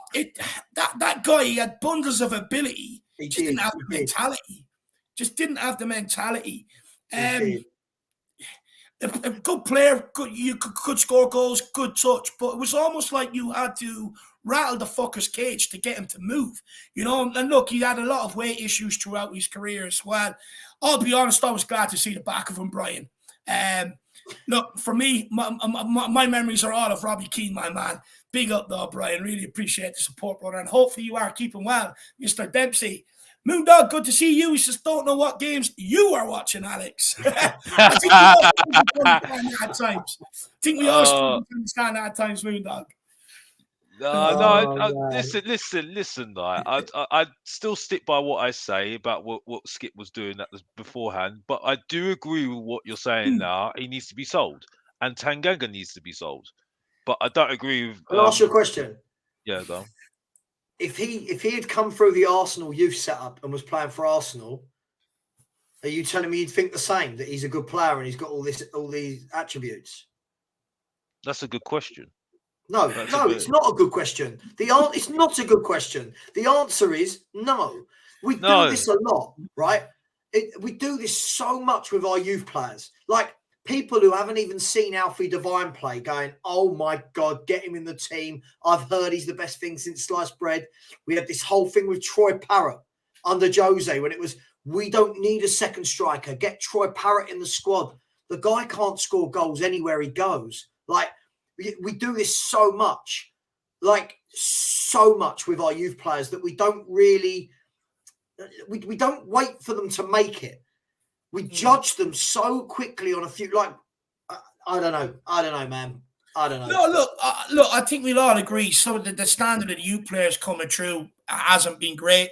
What I would actually argue at is what we were better doing is identifying players in other academies like Rose, Walker, Lennon, etc., Bale, you know, bringing them into Tottenham and developing them. I think that's what we were better at doing. Look, I think where this loving comes from some of these academy players, and look, I don't mind it. I think it comes from a well-wishing place that why wouldn't you want to see players come through your academy into your first team? You know, they'll have that great desire, hunger, the love for the club, so they'll always put it in. And I can understand it, but the reality is what we've been producing lately is shit. But, you know, in the Tanganga Skip, and I would even argue in Parrott's case. Now, Parrott is slightly a bit different because he was hanging around with Dele Alli too much and gangster sons, well-known gangster sons as well, which sort of derailed his career, but also injuries. But it's the same with Tanganga, Skip. These youngsters that are coming through, they're picking up really big injuries, and it's sort of hampering them before they've even hit the ground running, and it's actually killing them. It's killing their careers, in my opinion. I think it's something we might have to look at. Kay says, Skippy loves to tackle and breaking the lines. It's what he does with the ball when he breaks the lines is my issue. You know, someone like Harry Kane, Son, they're not going to be able to feed off that. It's going to get to the point where he gets the ball, a bit like Emerson. People are going to have to go right up to him, take the ball off him, and try and progress it. Look, like I said, Kay, I think for me, before we even think about selling Skip, I would loan him out. I wouldn't ignore the fact that Jose Poch have all both said, you know, he could be a future Tottenham captain. I wouldn't overlook that. I know maybe Sava would. Me personally, I wouldn't. That's just my way of thinking. But I would actually give the guy another loan spell. I don't want it to be the Championship. Put him out somewhere across Europe in one of the top leagues across Europe and see how he gets on. You know. Let me ask. Which top club across Europe is taking Ollie Skip on loan? I don't mean a top club. What I mean is a top league around Europe. So I think a German club might take him. I think a German club might give a chance to him because German clubs are taking on the English players as well. Yeah, but I mean, what I say is, Sava, I do agree with you what you're saying. You made a very good question. You're saying if it was coming from Arsenal and you looked at him at Arsenal in the academy, I agree with you. It's a very good question. I say that, But I stick by what I say. This guy has been very good previously. He has been very, very good. You see what I'm saying? And I've seen it myself. So, but recently, and I mean, Portsmouth, he should have got sent off. He should have got sent off because he made an absolutely awful challenge. And I sat there and thought, okay, this is looking bad. He's looking really awful, and that's it.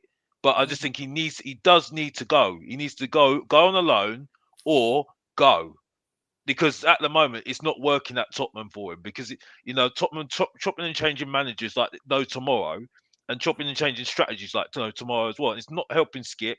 It's not helping Tanganga.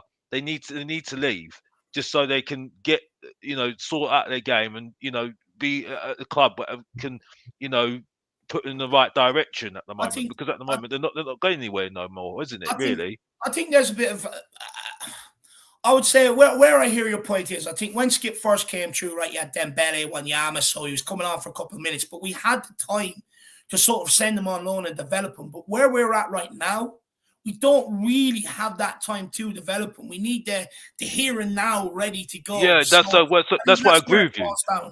That's why I agree with you. That's why I absolutely agree with you, because we've got Antonio Conte at the moment that needs to win now. So that's why I'm saying at the moment it's not good enough for us anymore. You get what I'm saying? But I am gonna say, I stick by what I say. Last year he was, previously he was very, very good. You know what I mean? Very, very good. And but let's be honest here. You made a very good point. Now you've got Bissouma, Bentancur, Højbjerg. Skip can't compete with that. Simple as that. And that shows you quality. And that's it. But we're not even talking actually good quality here. Just, the quality that you expect. You know what I mean? So that's why I'm saying Skip needs to go. And, Tanganga needs to go. Alex, I just think the thing for me is I feel like we're talking about, I get it, right? He's had a bad injury, of course. Like, this happens. It's football. But I feel like people are talking about him saying he's come back from a bad injury and blah.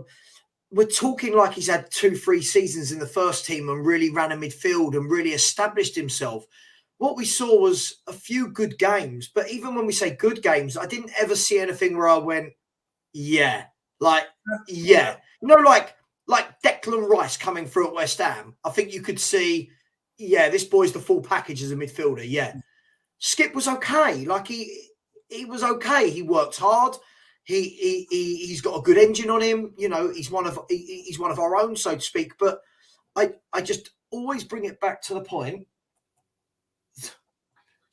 Oh, sorry. I always bring it back to the point. So the missus is creeping in like, yeah, good. Right, there you go. She doesn't want to be on camera. There you go. I always bring it back to this point, right? Of if we had bought him, what would we be saying? And I agree with that. Yeah, I agree with you. Lots of people saying, let him develop this, that, the other. He's 22. He's going to be 23 this year. We're not talking like he's 17. Kulusevski is younger than him, right? Yeah. Right? You're spot on. And that for me, if anyone's going to have a go at me for having those standards, I'm looking at Kulusevski at 22. I'm looking at Skip at 22, and I'm going, hang on, I want a team of Kulus. I think Oliver Skip is top end championship player.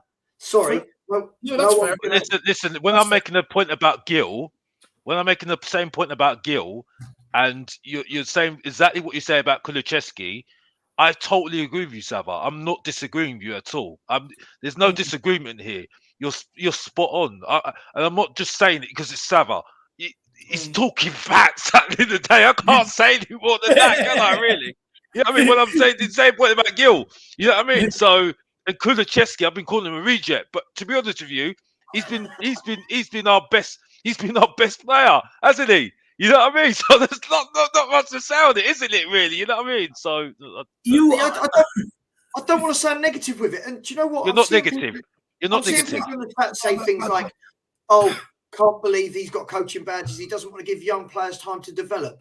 Look. We've got to be really clear here. When we're talking about young players' time to develop, we're a Champions League football club, right? This isn't a Sunday league club, right? We're a Champions League football club that fans are desperate to see win something and compete.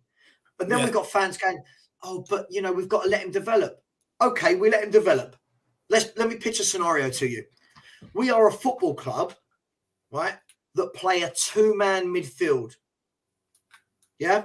We're not talking about a player that can come into a position which isn't, I'm not saying isn't important because all the positions are important, but this is the engine of our team, the two-man midfield. They have to know what to do. How many games do we think this guy's going to get above Bentancur, Bissouma and Højbjerg in order to develop? At what stage is Conte turning around to Højbjerg or Bentancur and going, by the way, you're not playing for the next 20 games. I'm going to let this guy come in so he can develop. I'm sorry. This is there's no fault that goes into these comments. There's no fault of it. I just need to say Jed Spence. I don't need to say anymore. I just need to say Jed Spence, and that's it. And let end the debate straight away. Nothing else to say, and that's it. Done. That's it. People will liken it to Kane, right? We've got to remember, Harry Kane is a one-off. Yeah? How many Harry Kanes come through a youth system in a decade? I'm not talking about our youth system.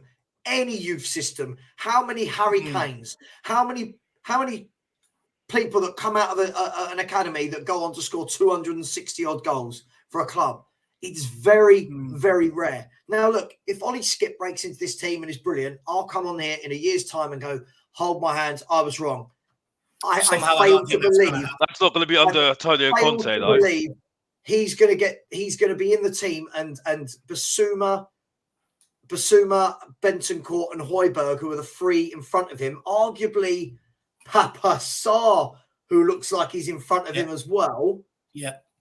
We're talking about a fifth choice midfielder in a midfield that only plays two.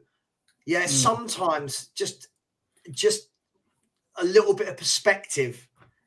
I'd rather he went to a club, got some game time. Sava, you're talking facts, like I said. There's nothing really else to say on it, really, because as I said, he's not going to get in front of Bentancur. He's not going to get in front of Højbjerg, who, for me, has been okay. He's been okay. He was very good on Saturday. I'll give him that. And Ellie, get used to just get used to this only once. Only once. Yeah. I love you, Ellie, because you're the queen. But get used to this because I know you're watching this. But anyway, I love Ellie. I love Ellie. Don't worry. Just quickly, I want to take these last couple of super chats because I want to get back to being able to bring up comments as we go along, and then I have one more question maybe on the injury department, and then I want to move on to Daniel Levy as well. Some of the quotes that came out this morning. Contest Højbjerg and Skip, no contest Højbjerg all day long. Yeah, no, I definitely agree with that, Chris. I don't think Skip is anywhere near Højbjerg's level at the minute. I definitely agree with you. Definitely agree with you, my man. Agree with you on that one. Big up, Henry. I hope you're keeping well, my man. How are you, sir? He says, big up, guys. Really appreciate support, Henry. Thank you very much, my man. And then we also have Kay, new YouTube member, my man. Fan shows every Monday, Friday, and after every game as well. Make sure you use that membership and come on and have a chat with us about all things Tottenham. Now, guys, I don't have Jack here today. I do need to run to the toilet, so I'm just going to leave you with a quick question, and I'll be back in one momento. But I'll leave it with you, Sam. Have Spurs simply been unlucky with injuries this season? Or is there something wrong with the medical department or maybe the training aspect? Because, could Conte's training regime be influences the injuries? Because we've gone through some amount this season. Yeah, a difficult one, this. Again, I said this yesterday in the show. I'd love to be a fly on the wall and see what happens because we seem to have an injury which we're told is going to be like 2 weeks. And then we don't see the player again for about 3 months. I'm not sure what's happening there. Something doesn't seem right. A lot of people that have looked into this a lot deeper than I have, I know that I work with in the community will tell you that we've got a dreadful medical team. We do seem to have had a few injuries, but hey, I don't know. Alex, what do you think injury-wise? I just think it shows how small, how thin our squad is really at the end of the day with quality, isn't it? Really, I think it's a shame about Bentancur, Bissouma, I mean, because I think he was finding his feet a little bit under the Conte system. I'd say I don't think he's been as impressive as other people are saying, but it's just a shame. The Reece, I think, like I said on your channel, I said that it's an opportunity for Foster to make a claim for his place, rather than saying that we miss Larice. Um, I, I don't know. I think you're right there in terms of injuries. I think really you just got to be prepared for injuries regardless. I just think it just shows you how thin our squad is at the end of the day, really, and the fact that we don't use our squad. Um, when we make these purchases and look at the overall squad, we don't really think about the bad scenario of bad injuries and stuff like that, because every other team does have injuries, you know what I mean? And they just got to cope with it. And when you've got so many games, this is what happens to a top six club. You know what I mean? That's why I don't think we're a top six club, because we're going to moan about injuries. You know what I mean? You're not a top six club, are you? Really? You know what I mean? You've got to deal with that, don't you? I think you've got to look at it in different ways, right? If you look on one hand, like for example, we laugh at Chelsea a lot for where they are in the league. This is a team that up until recently had 11 first team players out. 11, right? We get upset when we've got 2 or 3, right? So I hear what you're saying, Alex. I mean, I hear it. I'm not sure I 100% agree with it. But I do hear you. I do think there's a lot of merit to it. At the end of the day, I think we all know that there needs to be more depth, right? And that's where the club have to provide for that. I've always said I think that we're light in the midfield area. Yes, we don't know what he's going to be. You know my feelings on Skip. So it leaves you with 3 senior pros. The moment one gets injured, you're now in a position where you're saying, all right, we're going to be playing every 3 or 4 days, all the while we're in the Champions League and FA Cup. And Højbjerg and Bentancur need to play every single one of those games. And Højbjerg, as we've already seen, when he's running to the ground, he starts to not look as good, right? But that's the squad we've built. That's what we've got. That's what we have to go with.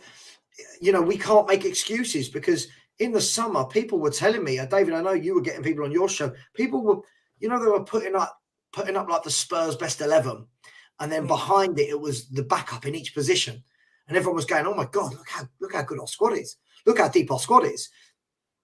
Well, now we're seeing that that's not quite true, is it? It's not quite as deep as many thought. So we've really, really, really got to hope that Bentancur and Højbjerg can stay fit, and don't get run into the ground. Don't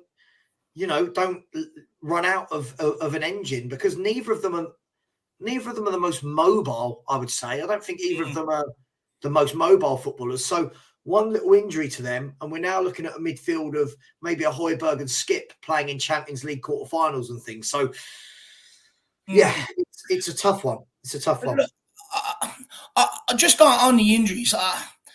I think, look, with the amount of injuries we had for a period of season, I think you had Romero, Richarlison, Kulu was out for a period, and there was a few other players sort of in and out of niggles and stuff like that. I do think it comes back to, haunt the depth or some of the depth they were trying to build over the summer. But just back to the question that asked me about the injuries, I would say maybe it could be something to do with Conte's training regime. Now, look, I know the medical department people have had a long problem with them. There's been a long history of this sort of going on. But I remember back when Wenger was with Arsenal, there was a period there where players were leaving and they were saying, the injuries I was picking up, they were getting a lot of injuries. And I remember some of the players coming out and saying, look, the injuries I was picking up was due to some of the warm-up methods before the training started and stuff like that. And I just wonder, has maybe any of that got something to do with this? Look, only time will tell, I suppose. But I just wonder, it can happen. It can happen. Like I said, it happened at Arsenal. Big up William Kelly, my man. Good to see you in the building. Where are you? He says, bring back Winky. All is forgiven. Honestly, that guy's out speaking again. It's like, here's my problem, right? And I really didn't want to go off on one today, and I'm going to try and hold it. But, I even see stuff about Dele Alli nowadays. It's like these guys are gone. They're nowhere near the first 11. Forget about them. But all of a sudden, we're seeing Winks back with interviews. It's like, fuck him. He was shit. He got shipped on for a reason. I don't care what the guy has to say. I don't care. Do your talking on the football pitch, and he failed to do it. And the fact that we're still giving this guy airtime, and I get that he's on loan, he's still technically employed by Tottenham, but he's going to be gone this summer if we can get cash for him. That's the reality of it. And just to see people, falling for these interviews and even just bringing them up, like, nobody cares. He's the forgotten man. No one even realizes he exists anymore. He's, not half of Sampdoria fans don't even know that the guy exists. He's been missing that long. It's Alex wants him to come back and be captain. Really funny. Really maybe 2 funny. years ago, Alex wanted him to be captain. No, I didn't. Alex wants a double pivot of Skippy and Winks next season. and Danny Ali back in there. Cheeky. Oh, do we touch a nerve, David? Do we touch a nerve saying Winks? Oh, here we go again. Here we go again. Here we go. That period of players from sort of after Pochettino into Jose, a lot of them guys I can't forgive. I can't forgive. Because of the fall off and the drop off in quality, some of the shambolic performances I've seen. It's so far from being a Spurs player. It's unbelievable. I'll be honest, I fail to forgive them. I really do, and I can't do it. But look, I do want to move on to,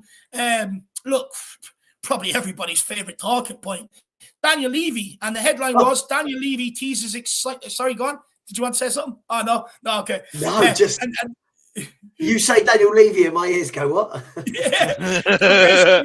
The headlines that were out this morning was Daniel Levy teases, such a tease coming up to Valentine's Day, exciting things still to come at Tottenham that are not yet in the public domain. And the quotes that he said were, there's definitely lots more to come, some of which I cannot talk about, but what is in the public domain is we have planning permission for a hotel that we definitely intend to build over the coming years, a number of residential homes, and I think you will see a lot of things that will come out over the next 12 to 14 months. Now, if he's talking about exciting things, I'm presuming there's going to be a carnival coming, probably hand gliding, dropping in from a helicopter into your seat. But look, Sava, is it me, or does he seem much more transparent and even excited when it comes to talking about the infrastructure and real estate development? Because for me, he seems a bit more proactive about these projects than he is about the team on the pitch, because he got the questions about, what the plan is going forward, this, that, and the other from the Sports Trust. By the way, I didn't get to give my thoughts on them because I was out sick, but the answers were atrocious, by the way. Absolutely atrocious. But you don't see this transparency when he's asked about the football team, Salah. Look, it's always the thing is, right, and everyone knows I'm Enoch and Levy out, but I've really lost my mojo and hate for them. Like, now I'm just like, this is never going to end. And I'll tell you what I mean by that is, first of all, they told us it was going to be this. They told us when they took over 22 years ago that what it was about, right? Now, I'm not making that right, but lately we've had the Tottenham Hotspur Supporters Trust comments, which, let's be fair, and I kind of agree with something Shawnee said the other day, was, let's be fair, we weren't going to be happy. Whatever they had said, would we have believed them? Would we have been happy? What could they say? Questions about Conte, they're not really going to come out and give us answers about Conte's contract when it's not been sorted out, right? So, things like that I agree with. But let's be honest, right? I've seen the Tottenham Hotspur Supporters Trust comments, these new comments from Daniel Levy. We've just watched that Daniel Levy build a home, right? And this guy talks about everything other than the main thing. This guy, he actually cares, right? Right. This documentary, for example, I'm sitting and watching this thinking, if I'm not a Spurs fan, I'm going, what a great guy. You've given 4,000 jobs to the community. You've built a school where loads of people are going off now to some of the best universities in the country. You've got the mental health side of things going on there. You've got all the stuff for the older citizens. You've built cinemas. You've built this. Wonderful. But let's wrap this all back to the main thing.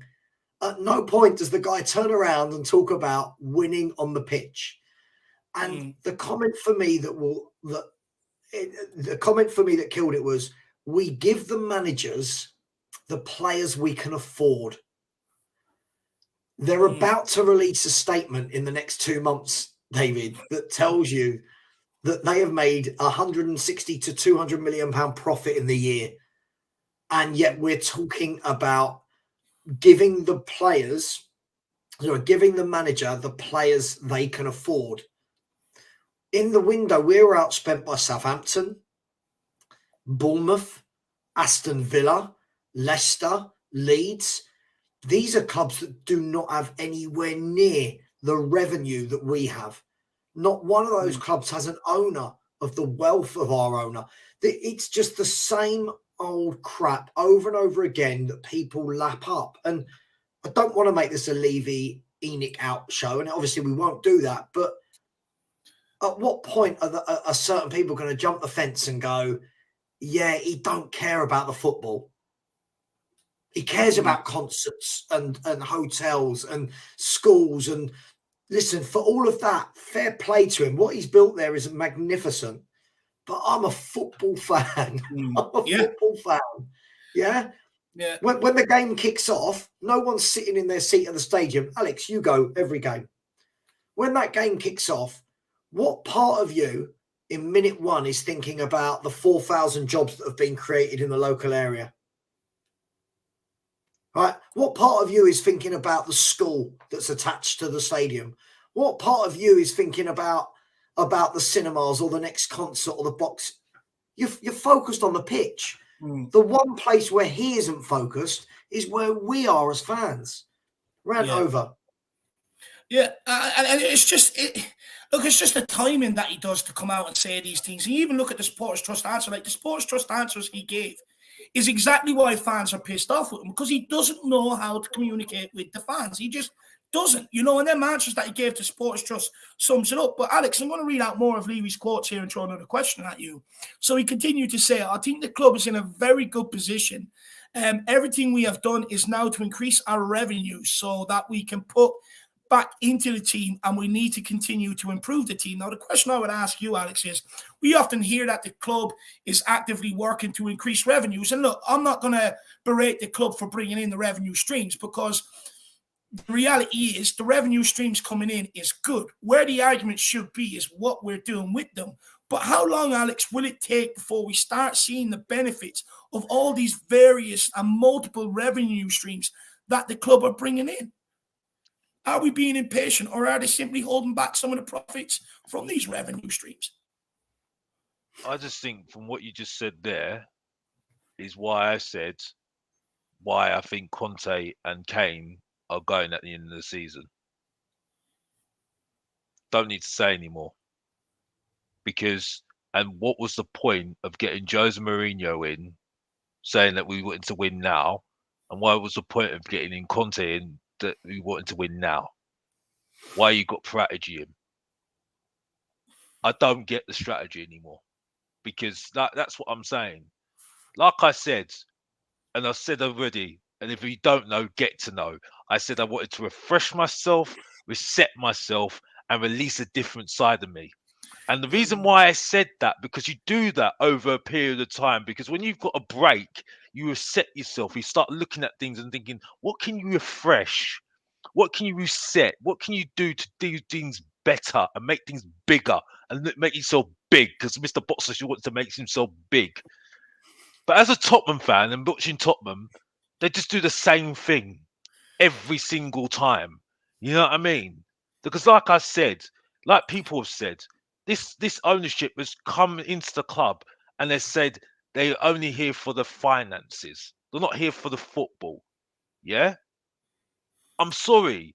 Like I said, this is why I said I have not learned anything being a Tottenham fan since Jerry Francis left Tottenham. Yeah?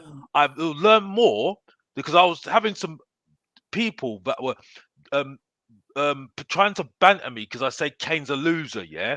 Because I said I'm not learning anything from this part of it, this era, because I've learned more by looking at the history of 1960 and watching Bill Nicholson, yeah, and seeing what Keith Birkinshaw was doing at their time. You know what I mean? And learning what players were doing, leaders were doing, winning championships, winning trophies, yeah.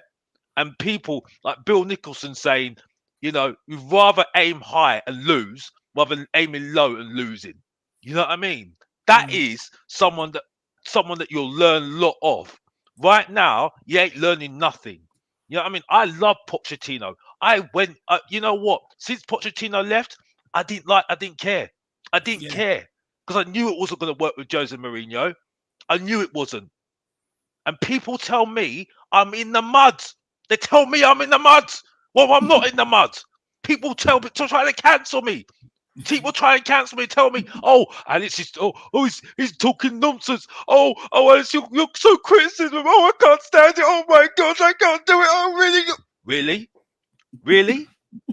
No, bruv. You don't. No, I don't. I'm talking sense because I was the one that said Jose Mourinho was going to get sacked and we are going to try and get Pochettino in.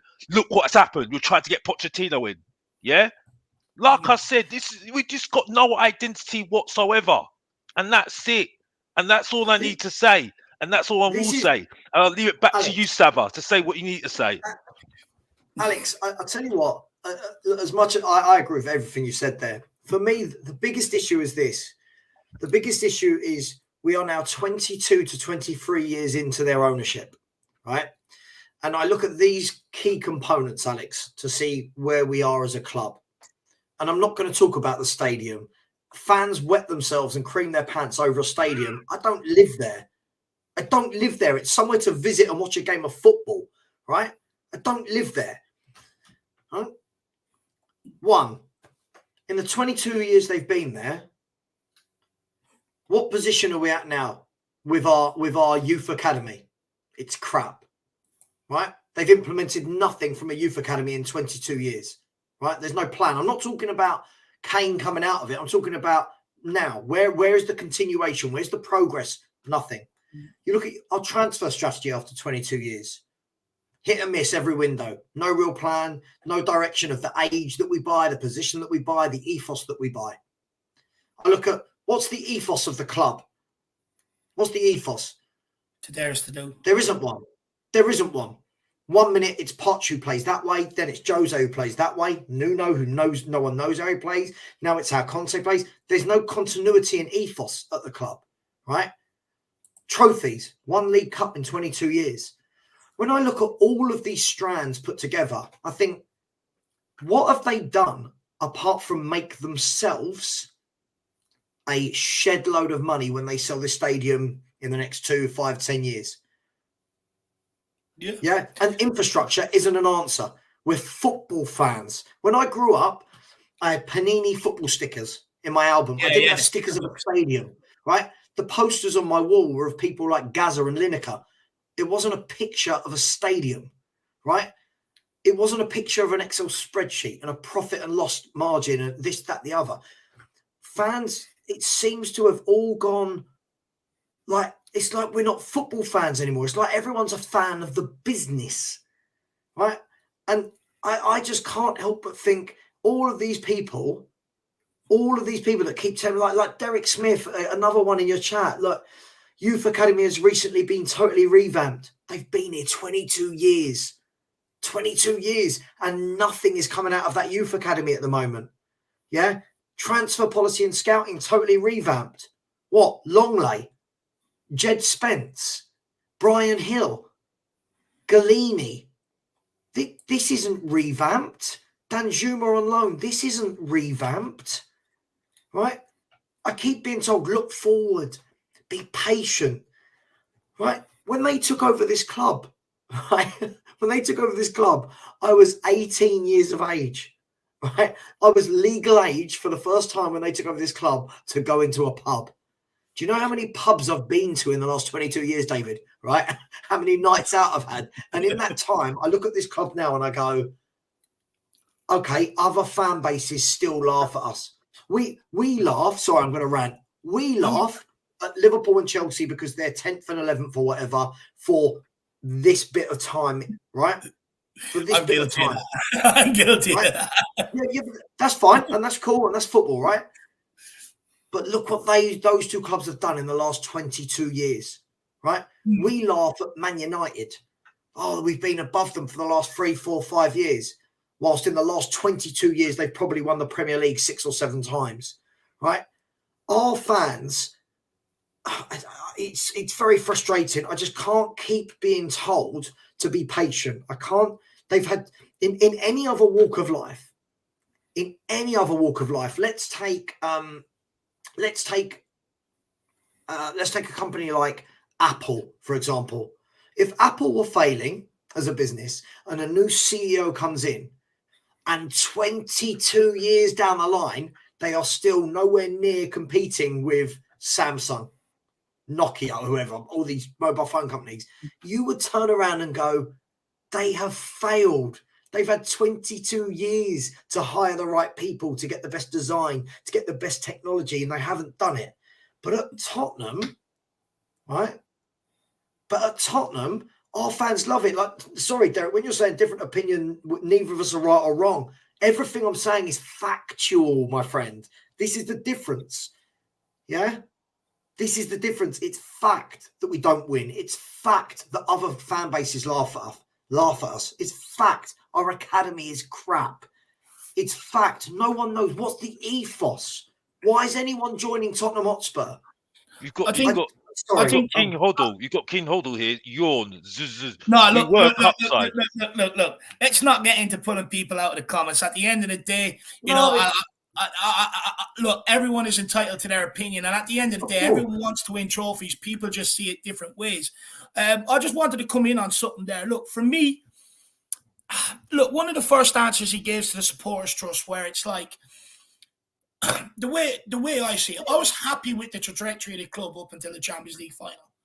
But since the Champions League final, I think they've got so much wrong. And I think you do highlight, some good points from years gone previous about the technology and stuff like that. But for me, where they've gone wrong is since that stadium was built, since the Champions League final, sacking Poch instead of choosing to back him, the managers that they've hired since, bringing them in but not backing them in the manner that they require backing to be able to deliver the trophies. And that's where I'm at with it. I think, up until the Champions League final, I think there is a good argument to say that the club has been in an upward trajectory, that when they bought the club, and from when I supported the club, we were a mid-table team, probably, just upper bottom half of the table team. And where we are now, David, from the Champions League final, I think it's stalled completely.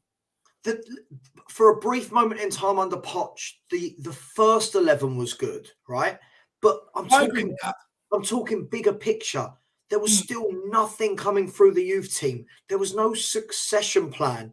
The Champions League final for me has almost clouded so much of our judgment about the club because of a lucky cup run. And it was lucky. I don't care what anyone says. Yeah, Champions League was lucky. Fucking right it was.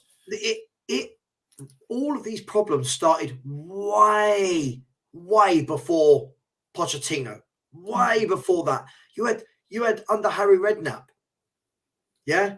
You had some great football going on then as well. Didn't kick on. Never kick on. Never ever kick on. And the thing is, you look at transfer window after transfer window. What's the strategy? Someone tell me from our last 4 or 5 transfer windows, what's the strategy? I'll actually come in on that. Because here's where I like to think we probably differ a bit, Sava. Look, for me, when I look at it, I think, like I said, Champions League final, since then they got a lot wrong.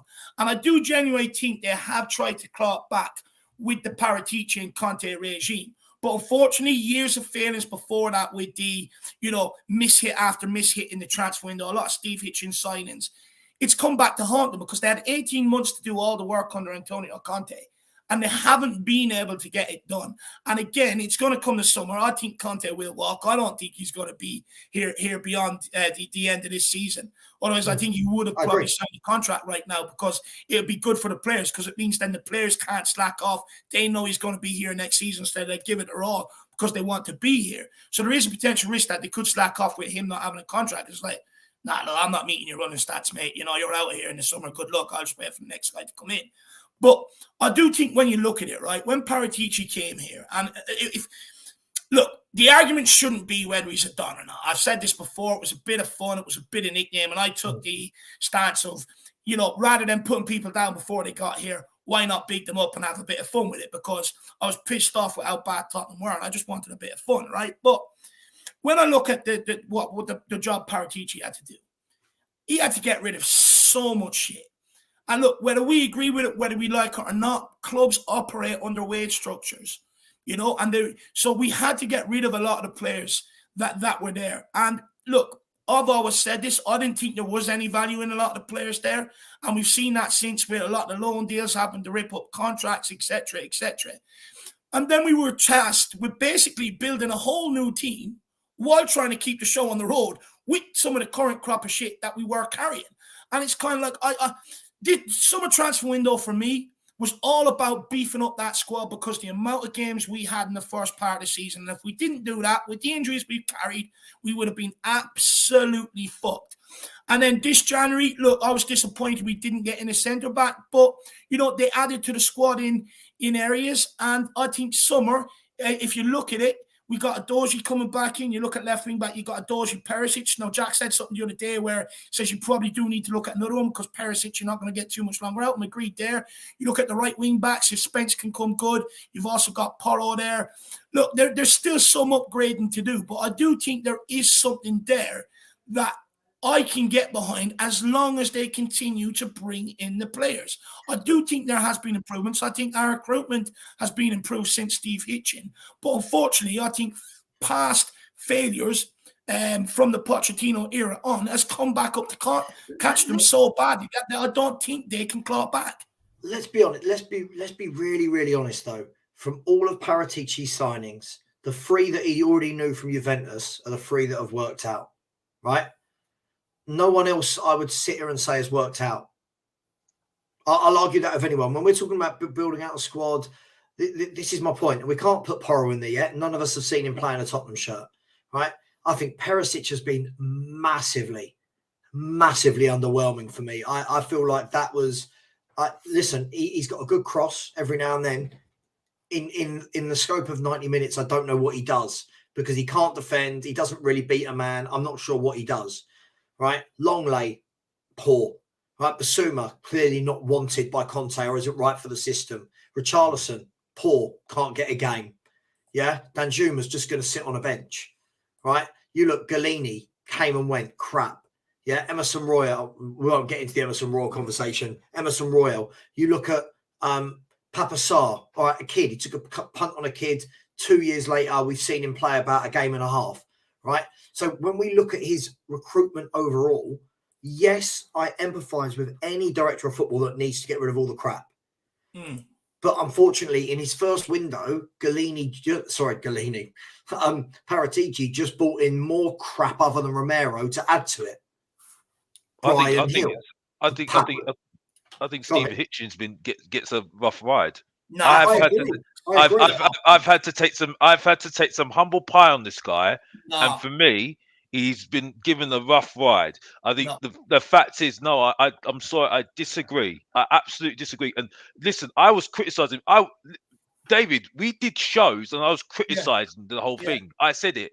But I found out some things, and it was from Alistair Gold. I've got to say that. Look, enlighten me. Right? What have you found out? Well, for me, he did go out and try and get the Fernandes, the Skriniars. But the fact is, unfortunately, and I don't want to go back on the guy because I don't really want to talk about him too much, because I like to talk about football. But the fault was Daniel Levy. Look, the fault was Daniel Levy in the deals. I hear that, Alex. But then this is where the double standard comes in. If people think Paratici isn't operating under the same restraints, you're sadly mistaken. At the end of the day, yes, Steve Hitch can bring players to the table, but he's got a job to negotiate within the budget he's given. He couldn't do it. And this is why I like Paratici, because he has been able to do that, whether it's been through loans or loans with obligations to buy. He's been able to do it. Steve Hitch failed. Hang on.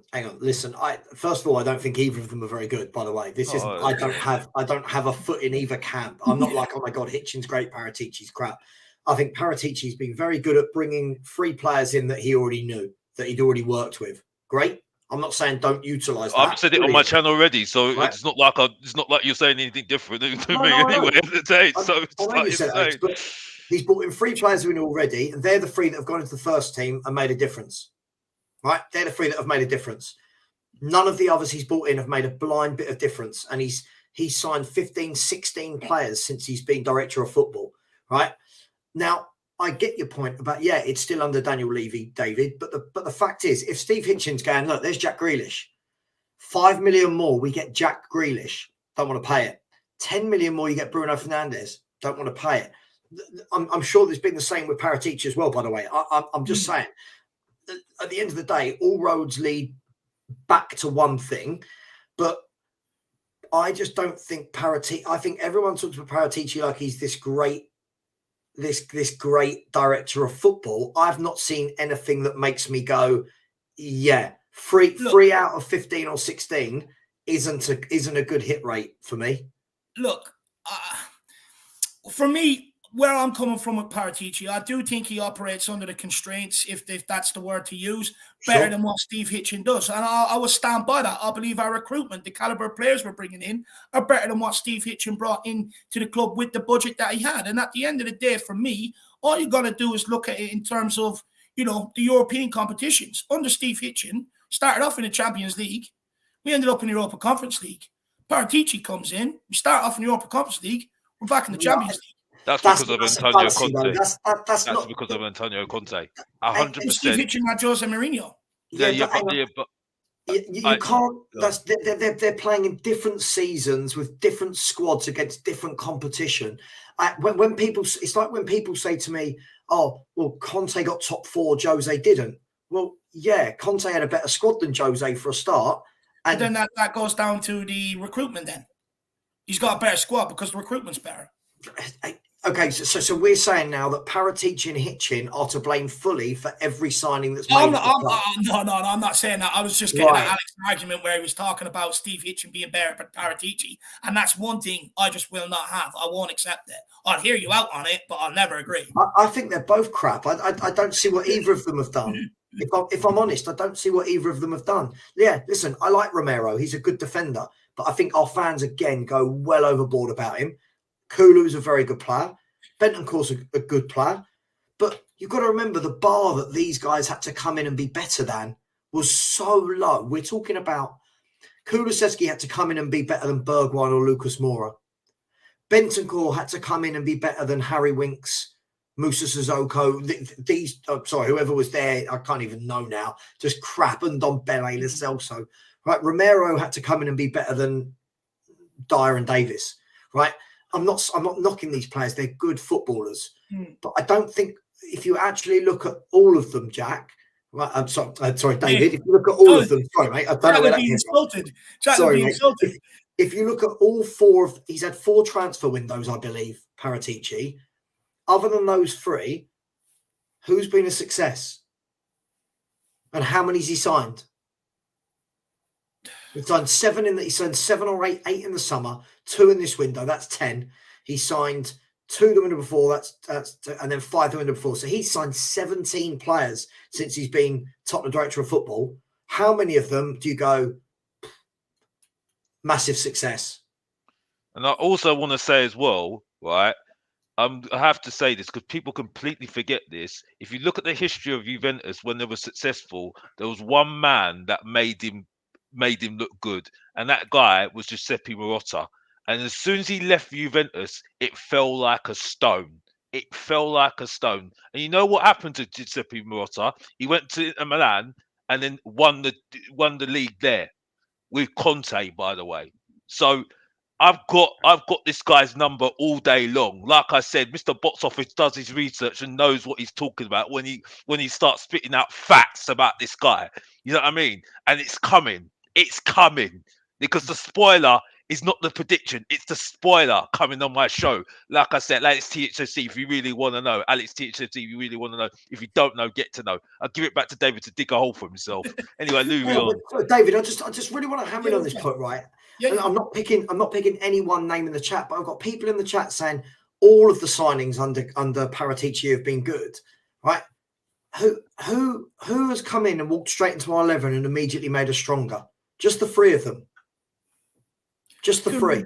Kulu, Bentancur, Perisic, Romero. I mean, are we really... Look, Perisic takes a good corner. Let's be really honest. This season, though. And again, the stats the stats will ride over what he actually does. Again, this is an example of stats clouding over what a player actually does. Look, I think what you've got to look at it though is, are they better than what we've had in that positions previously? And I would argue yes. And I know people don't. I'd rather Serge Reguilon at left wing back than Perisic, if I'm honest. I don't think Perisic can defend. I don't think he's very good going forward either. We've got the retired version of the Ivan Perisic we all thought we were getting.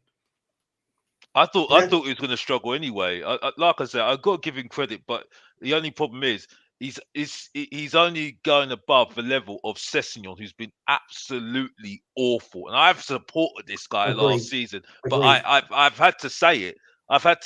He's just not good at all, and I just think he needs to go. So that's the levels that he is playing against at the end of the day.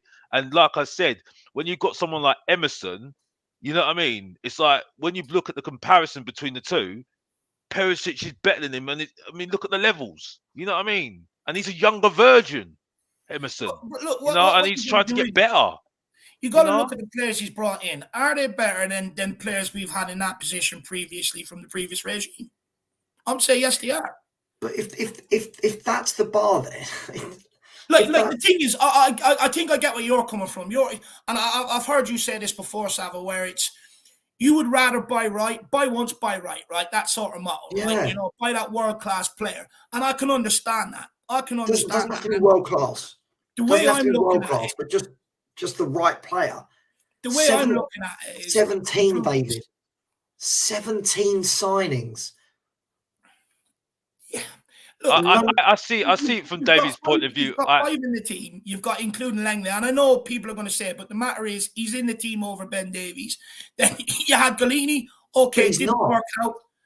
He's not in the team over Ben Davies. You watch every big game we have. Who plays, Ben Davies or Longley? Yeah, big games, but the majority of games Langley starts. I just can't. Do you know what? If we look at Paratici's recruitment and think that he's done a good job. Yeah, if the benchmark is what he's done, then we deserve to be where we are. We deserve to not be winning things. I'm not saying it's the benchmark, but we're not the finished article. But like where I'm coming from is, I see people going, I don't think Steve Hitchen is that bad. The guy's recruitment literally put us in the Europa Conference League. It was fucking shambolic, and it was getting worse. He pissed up 350 million. Paratici has had to come in, and whether we like to accept the mitigating factors around it, where he has to try and keep the show on the road, plus try and improve the squad within a budget, within a wage structure, he's doing a decent job. He's got us back to Champions League. We have improved. Now, has it been the improvements that everybody wants or to the standard that everybody wants? I think there's a fair argument to say no. But we have improved, and that's it at the end of it. Just quickly, I just want to take a couple of these super chats because they have been hanging around here for quite some time, and I'll let you guys back in. Absolute Bore says the people upstairs don't put football first.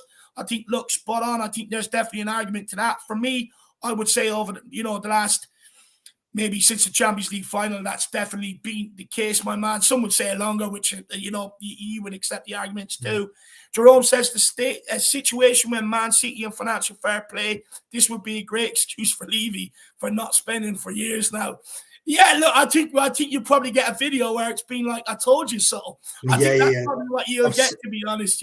This is my plan all along. I've foreseen it coming. This is why we live between our means. But then I think, Sean, who makes great arguments where, sometimes there is a benefit between living between your means, but, have they taken them as far as they can take us because the money that's involved in the game now? I think fair arguments. But look, you know exactly what's going to happen here, Jerome. Video will be put out. I told you so, and that's why I do what I do. Big up, Jerome. Hopefully you're keeping well down under. And William says Paratici will be sacked. Look, I think it depending on how far that ban stretches, where it stretches to, I think there's a good argument he probably could be sacked. I think if it stretches across all football-related activities, there's no point in keeping him, is there, William? So I think he probably will be sacked. But let's wait and see, my man. Let's wait and see. Look, if he goes, he goes. But hopefully the next guy comes in, can pick up from where we are and improve it even further. Let's wait and see, William. But hopefully you enjoyed your birthday, my man. But look, guys, I know you had more you wanted to say on that, so let's talk about it, and then we'll probably look to end off as well. Yeah, look, the way I see it is I don't think Paratici's done a dreadful job, by the way. I'm not sitting here saying that. And I think, he done well to go and get the players he knew, the 3 players he knew. But all the arguments for the other players, right? All the arguments for the other players, not from you, David, just from what I'm reading in the chat. All the arguments for the other players are players that thus far, and I know people like that saying, haven't done jack, right? Richarlison, I keep hearing it. Brazil's number 9. Don't care. I don't support Brazil. I support Tottenham Hotspur. And as of yet, in a Spurs shirt, he's been utterly useless, right? Bissouma, yeah, player I like. Conte hasn't got him in the team, so it's done nothing for me, right? Jed Spence, nothing's happened there. Longley, poor, right? Perisic, okay, he gets some assists, right? But again, that's just a stopgap. So when people talk to me about the project and the project takes time, all of the players that I see being part of the long-term project, if Porro hasn't played for us, Adoji is currently out on loan, right? I haven't seen a centre-back of note come into the club other than Romero, right? Where's the project? I don't understand. Who are we buying for this so-called project? Do you know what? I don't understand. Do you know what I would say? I'll be honest. When Paratici got here, I mean, it's kind of like there was so much wrong. Where do you start with it? Simply, first of all, start at the back. Get yourself some centre backs. Build from the back. Fair. This is what I mean. Like we seem to go out and buy lots of different players that become available rather than what we actually need. Now, I'm not blaming all of that on Paratici. It's been like that for as long as I can remember. How many times have we said it? Oh my God, this window we need this window we need a creative midfielder. I haven't seen one. We need a centre back. Didn't get it. We need a wing back. Didn't get it. It's always seems to me. Now we all know now we need a goalkeeper. Hopefully we go out in the summer and we start with a goalkeeper and 2 centre halves because you've got Porro now. You've got Adoji coming back. You've got Romero. There you go. There's 3. Get the other 3, 2 centre halves and a goalie. I'll be well chuffed with that. But not a Rodon type player, not a Longley on loan. Yeah. Like, why? Let me ask you a question. Why was Richarlison bought? I'll be honest. Do you want my opinion on it? I think because they knew Harry Kane's contract was coming up. And if he does opt to leave this summer or they have to sell because he hasn't signed a new contract, I think it's more so to turn around and go, no need to panic. We've got our striker in there. That's why I believe he was brought in. Do you know, I don't make you wrong, David. I said some time ago that the only reason I can think of buying him is because Kane might potentially go. Problem is, you pay Richarlison up front. He ain't Kane, right? As we all know. You now need to go and buy a playmaker because this guy is just a finisher. Richarlison's a goal scorer. He's not not even a great one. Richarlison's a guy that scores goals, but when he's set up, whereas Kane does it all. This is what I mean. If people are telling me this is the project, Richarlison, Bissouma, who doesn't even get into the Conte setup, Perisic, who's 33 years of age and retiring, Longley on loan, you've got to admit, David, it doesn't seem like a project. It doesn't seem like there's any plans other than Adoji and Porro. It doesn't seem like there's a framework going in of what we need. It just feels like a lot of different jumble players. Look, I can understand why you feel like that. I can understand it. Look, for me, like I said, when Paratici first walked in here, and look, you guys know how much I hate that back line. I think everybody knows how much I can't stand it. And I think you make a fair argument. Why not start with the back line? But I think why they didn't start with the back line? Because they know it's going to cost the most money.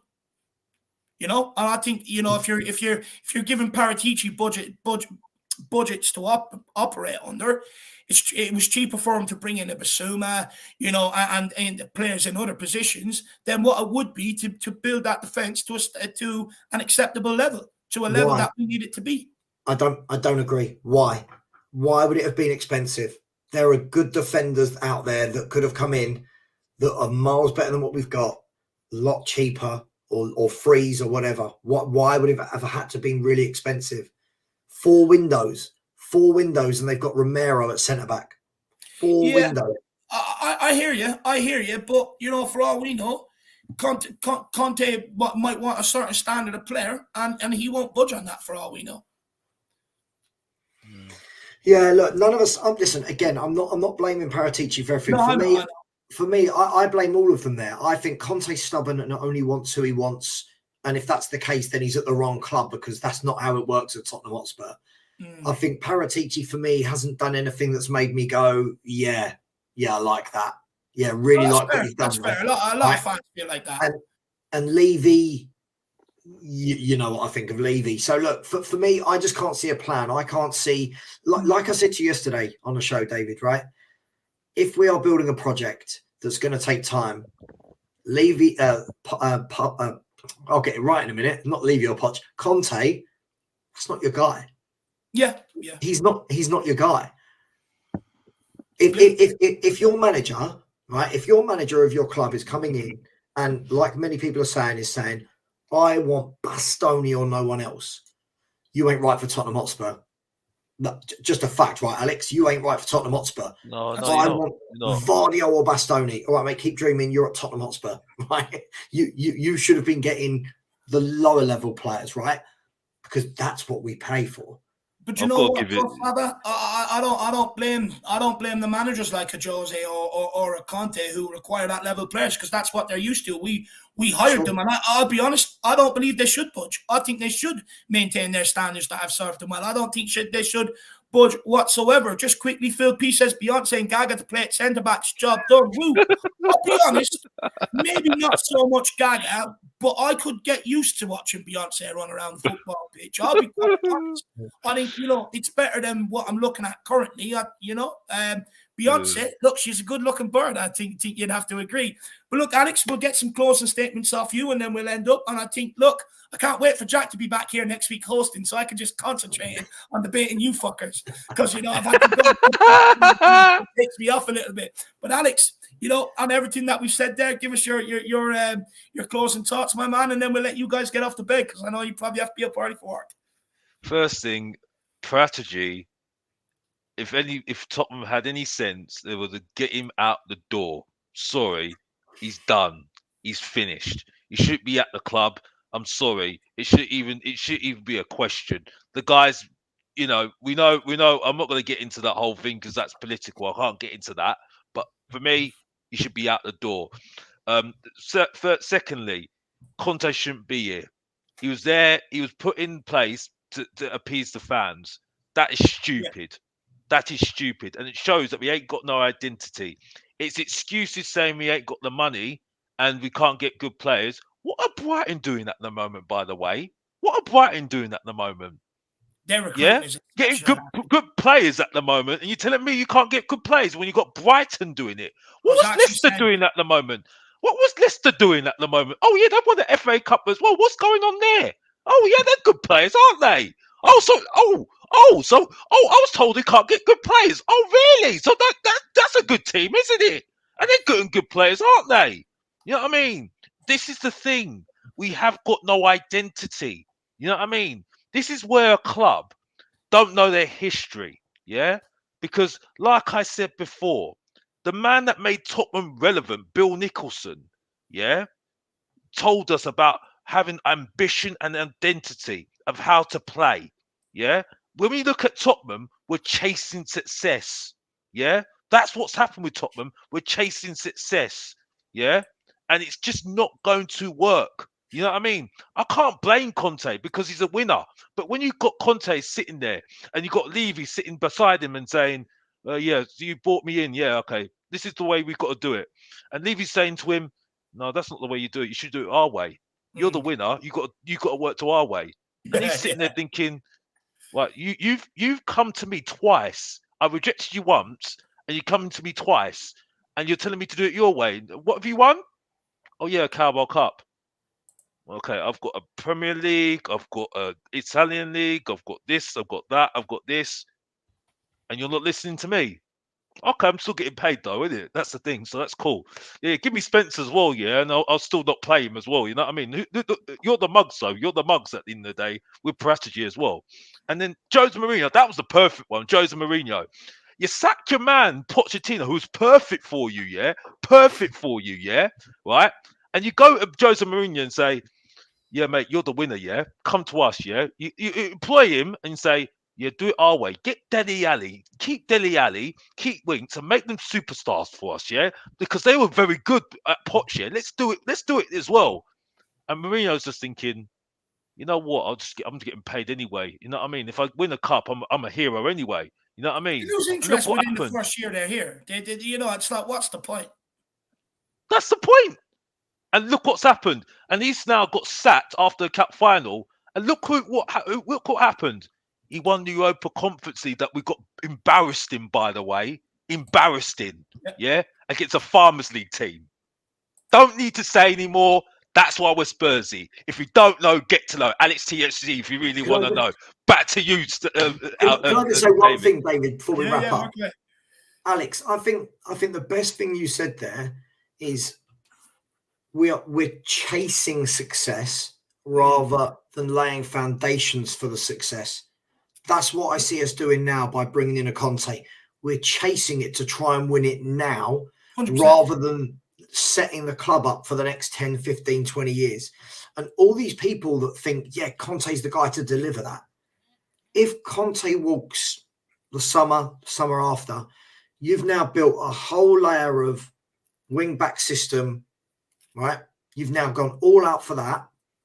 And what have you built in behind that? What's the infrastructure going in behind that? That's the thing for me. I'm looking bigger picture. I'm looking further down the road. Conte is not your guy for that. Conte should have been I'll tell you what, Conte's the guy that when Spurs finished second under Poch and couldn't get over the line, that's when you bring Conte in with the brilliant 11 and then you add a few bits to it. That's Conte. Yeah. Conte is not picking up a team and working with them for 3, 4, 5 years, then hoping to win something. And that's why people can't seem to understand when I say no point in being here. They get excited. We win games like we won against Man City and everyone gets excited, and rightly so. Cool, brilliant. But for the long term of this club, if this guy walks, which I truly believe he will in the summer, Yeah, I believe so. Yeah, what happens? We're left with a director of football, right, that was brought in apparently because of, you know, him and Conte had this connection and that's who we wanted in the first place. And you're left with what of a squad? You're left with aging players that might leave, Son and Kane, a goalkeeper that needs to be replaced. Kulu and Romero are going to look round at that and go, why are we here? Honestly, people need to be careful what they wish for. Careful what you wish for. And we're laughing at Liverpool. We're laughing at Liverpool and Chelsea. I would be laughing at them. I want them. Do you know what it is, Alex? Right? I'll be honest. Right? I'm very guilty of this myself, but I get so much hate off them fans. I can't help, because I don't get too many often chances to do it, right?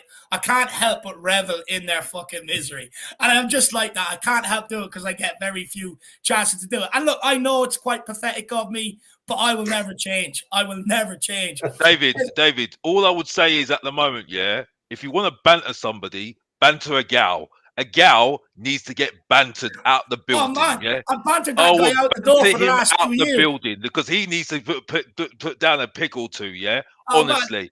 I've bantered him for the last 2 years. He's already told me he's got all the clips waiting, ready to go, and Arsenal win the league. Here we go. Like I said, I've absolutely sent the Arsenal fan base into meltdown on Twitter this evening. It's been great fun, and the sad thing is they're all at home rage typing. I'm sitting there giggling. It's absolutely brilliant. Fans Radvar says poor quality bought by other club rated. Brilliant. Look, I think this was the comments of Alex when he was talking about Leicester and Brighton. Look, Leicester, look where they are now. Look, I think but one thing I will say with Alex on the Brighton one, I think if you do look at their recruitment, it's been exceptional. Look at the players they've lost or that's been picked up and how they seamlessly seem to replace them. I'm actually going to send you guys a video to watch on it. It's 10 minutes long. Talk about their manager. Their manager, bruv. That just shows you about research. Yeah, right? Everybody was worried about when Graham Potter left. They did research on this guy, looked at managers and said, that's our guy.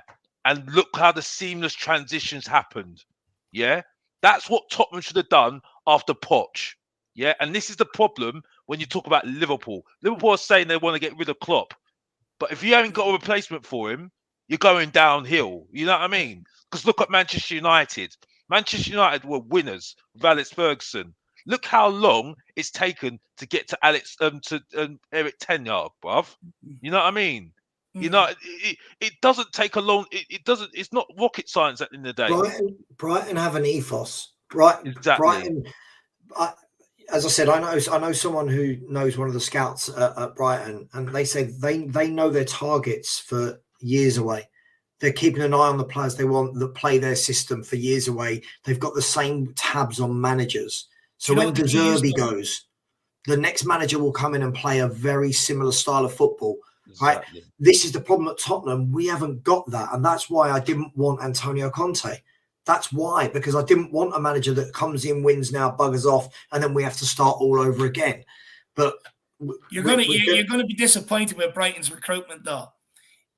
From the video I've watched, and I've done a small bit of research on it, their recruitment is actually based on stats largely. And I'll send you the video for you guys to watch. You'll understand. Listen, it may well be. Listen, what goes on behind the scenes, I don't care. At the end of the day, if you're getting in, if in the last 3-4 years we had scouted Caicedo, McAllister, Mitoma, Pascal Gross, these players that good solid players. We've got the Diamonds, we've got the Suns, we've got the Canes. We need the rest of it that makes the jigsaw fit. Do you know what I mean? And when people say to me, people come back with really silly comments and say things like, yeah, but where are Brighton? Of course Brighton are below us. They don't have Kane, Son and Kulu. I'll ask you this. If this Brighton team had Kane, Son and Kulu up top with the rest of their team, the way they play, where would they be? Yeah. Bearing in mind, they're 4 points behind us with 2 games in hand now without those players. Championship. And I'm saying right now, right, I expect us to get to the final of the FA Cup. With the teams that are out of that competition at the moment. This is positiveness. This is optimistic coming from Mr. Box Office, by the way. Optimistic. After looking at look at the teams in that FA Cup at the moment, I expect us to win that FA Cup. Because when you're saying to me, Harry Kane is the GOAT, if you're the GOAT, win the FA Cup for me, bruv. Win the FA Cup for me. Because I tell you now, right now, Leicester City are looking at that and saying that they're going to win it. Brighton are looking at that and saying that they can win it. You know what I mean? That's where you make yourself known, and that's it. And that's all I need to say from Mr. Box Office, Alex THFC, and that's all I need to say. Back to Sava or back to David. I agree. If we're talking about Conte being this world-class manager that everyone says he is, he's got what, 4 games to navigate, is it, to win the FA Cup? Is it 4 games? Quarter-final, semi-final, and final 3. Unless the semi-final, semi-final is only 1 leg, so 3 games. No, we've got to get. We've got the one. Sorry, Sheffield. Right, 4 games to navigate to win the trophy. Right, Arsenal out of it, Liverpool out of it, Chelsea out of it. United and City are the only teams left in up. You've got United, City, and Brighton. Right, they're the 3 teams. Right, I agree with you, Alex. I agree with you. Everyone keeps telling me that we brought this manager in to win. Right, go and win the FA Cup. If he wins the FA Cup, I sit at the end of the season and go, do you know what? Thank you very much, Antonio. Thank you. Thank you for winning us a trophy we've not been able to for so long. Fair play to you. But so far, what I've seen of him in cup competitions, I've been thoroughly unimpressed, if I'm honest. Really unimpressed. But hey, that's just me. Fair enough. Fair enough. What we'll do is we're going to take Phil's comment here because it was a members chat that I actually missed. How dare I, Phil? Honestly, I'm so far out of the game. It's unbelievable. I'm nowhere near on the ball today, my man. And then we're going to plug the two guys' channels so that all you guys can get over there, give them the love they deserve, and smash that subscribe button. I'm also going to have to report Alex to Harry Kane for 10 Harry Kane violations throughout this stream. I've been counting. But Phil does say, been a pleasure subbing to this channel the last 6 months. Here's to many more. Keep up the great work. First of all, Phil, really appreciate it, man. It's been a pleasure to get to know you as well and get you on streams, listening to your opinions. This is what this is all about. You know, this is what I got into YouTube. Talk to Spurs fans. Hear them out. I'm not God. I'm not judge and jury. I want to hear what people have to say. Sometimes they can say things. Sometimes they can say things that, you know, maybe I haven't considered in my opinion, and it can change my thoughts. As Sean likes to call it, flexibility of thought. But Pete or Phil, it's been good to get to know you, my man. And then he says, question, is there any way back for Ndombele at our club? I think he's got so much potential. Come on, you Spurs. Look, I'll be honest, I don't think there can be after some of the shambolic performances put in. What was it, Burnley, when that video came out? The guy's trudging along the pitch. Honestly, I've seen my niece on a stroller fucking move quicker than that. You know, the Morecambe game. You know, Morecambe game, we're losing to Morecambe, and he's walking off the pitch, you know, like he's after being at an all-you-can-eat fucking buffet. Ndombele, as much potential as he's got, I can't have him back here.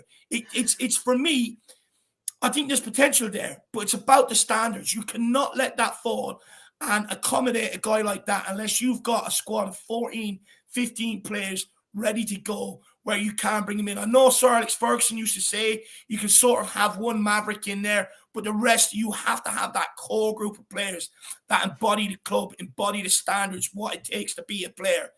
For me, I don't think we're at that place right now, and I don't want to see any more of Ndombele, to be honest. You know, Sava, Alex, quick thoughts on these, and then we'll end off. As I said to you earlier, the players that we've seen year after year after year do nothing, we constantly seem to think they're good and want to give them a chance. I don't know any other clubs that do this. This goes back to my skip thing earlier. It's like, come on, when do we realise a player isn't that good? I think Ndombele will be the best five-a-side footballer to have ever played five-a-side football. I've got no doubt about that. Premier League.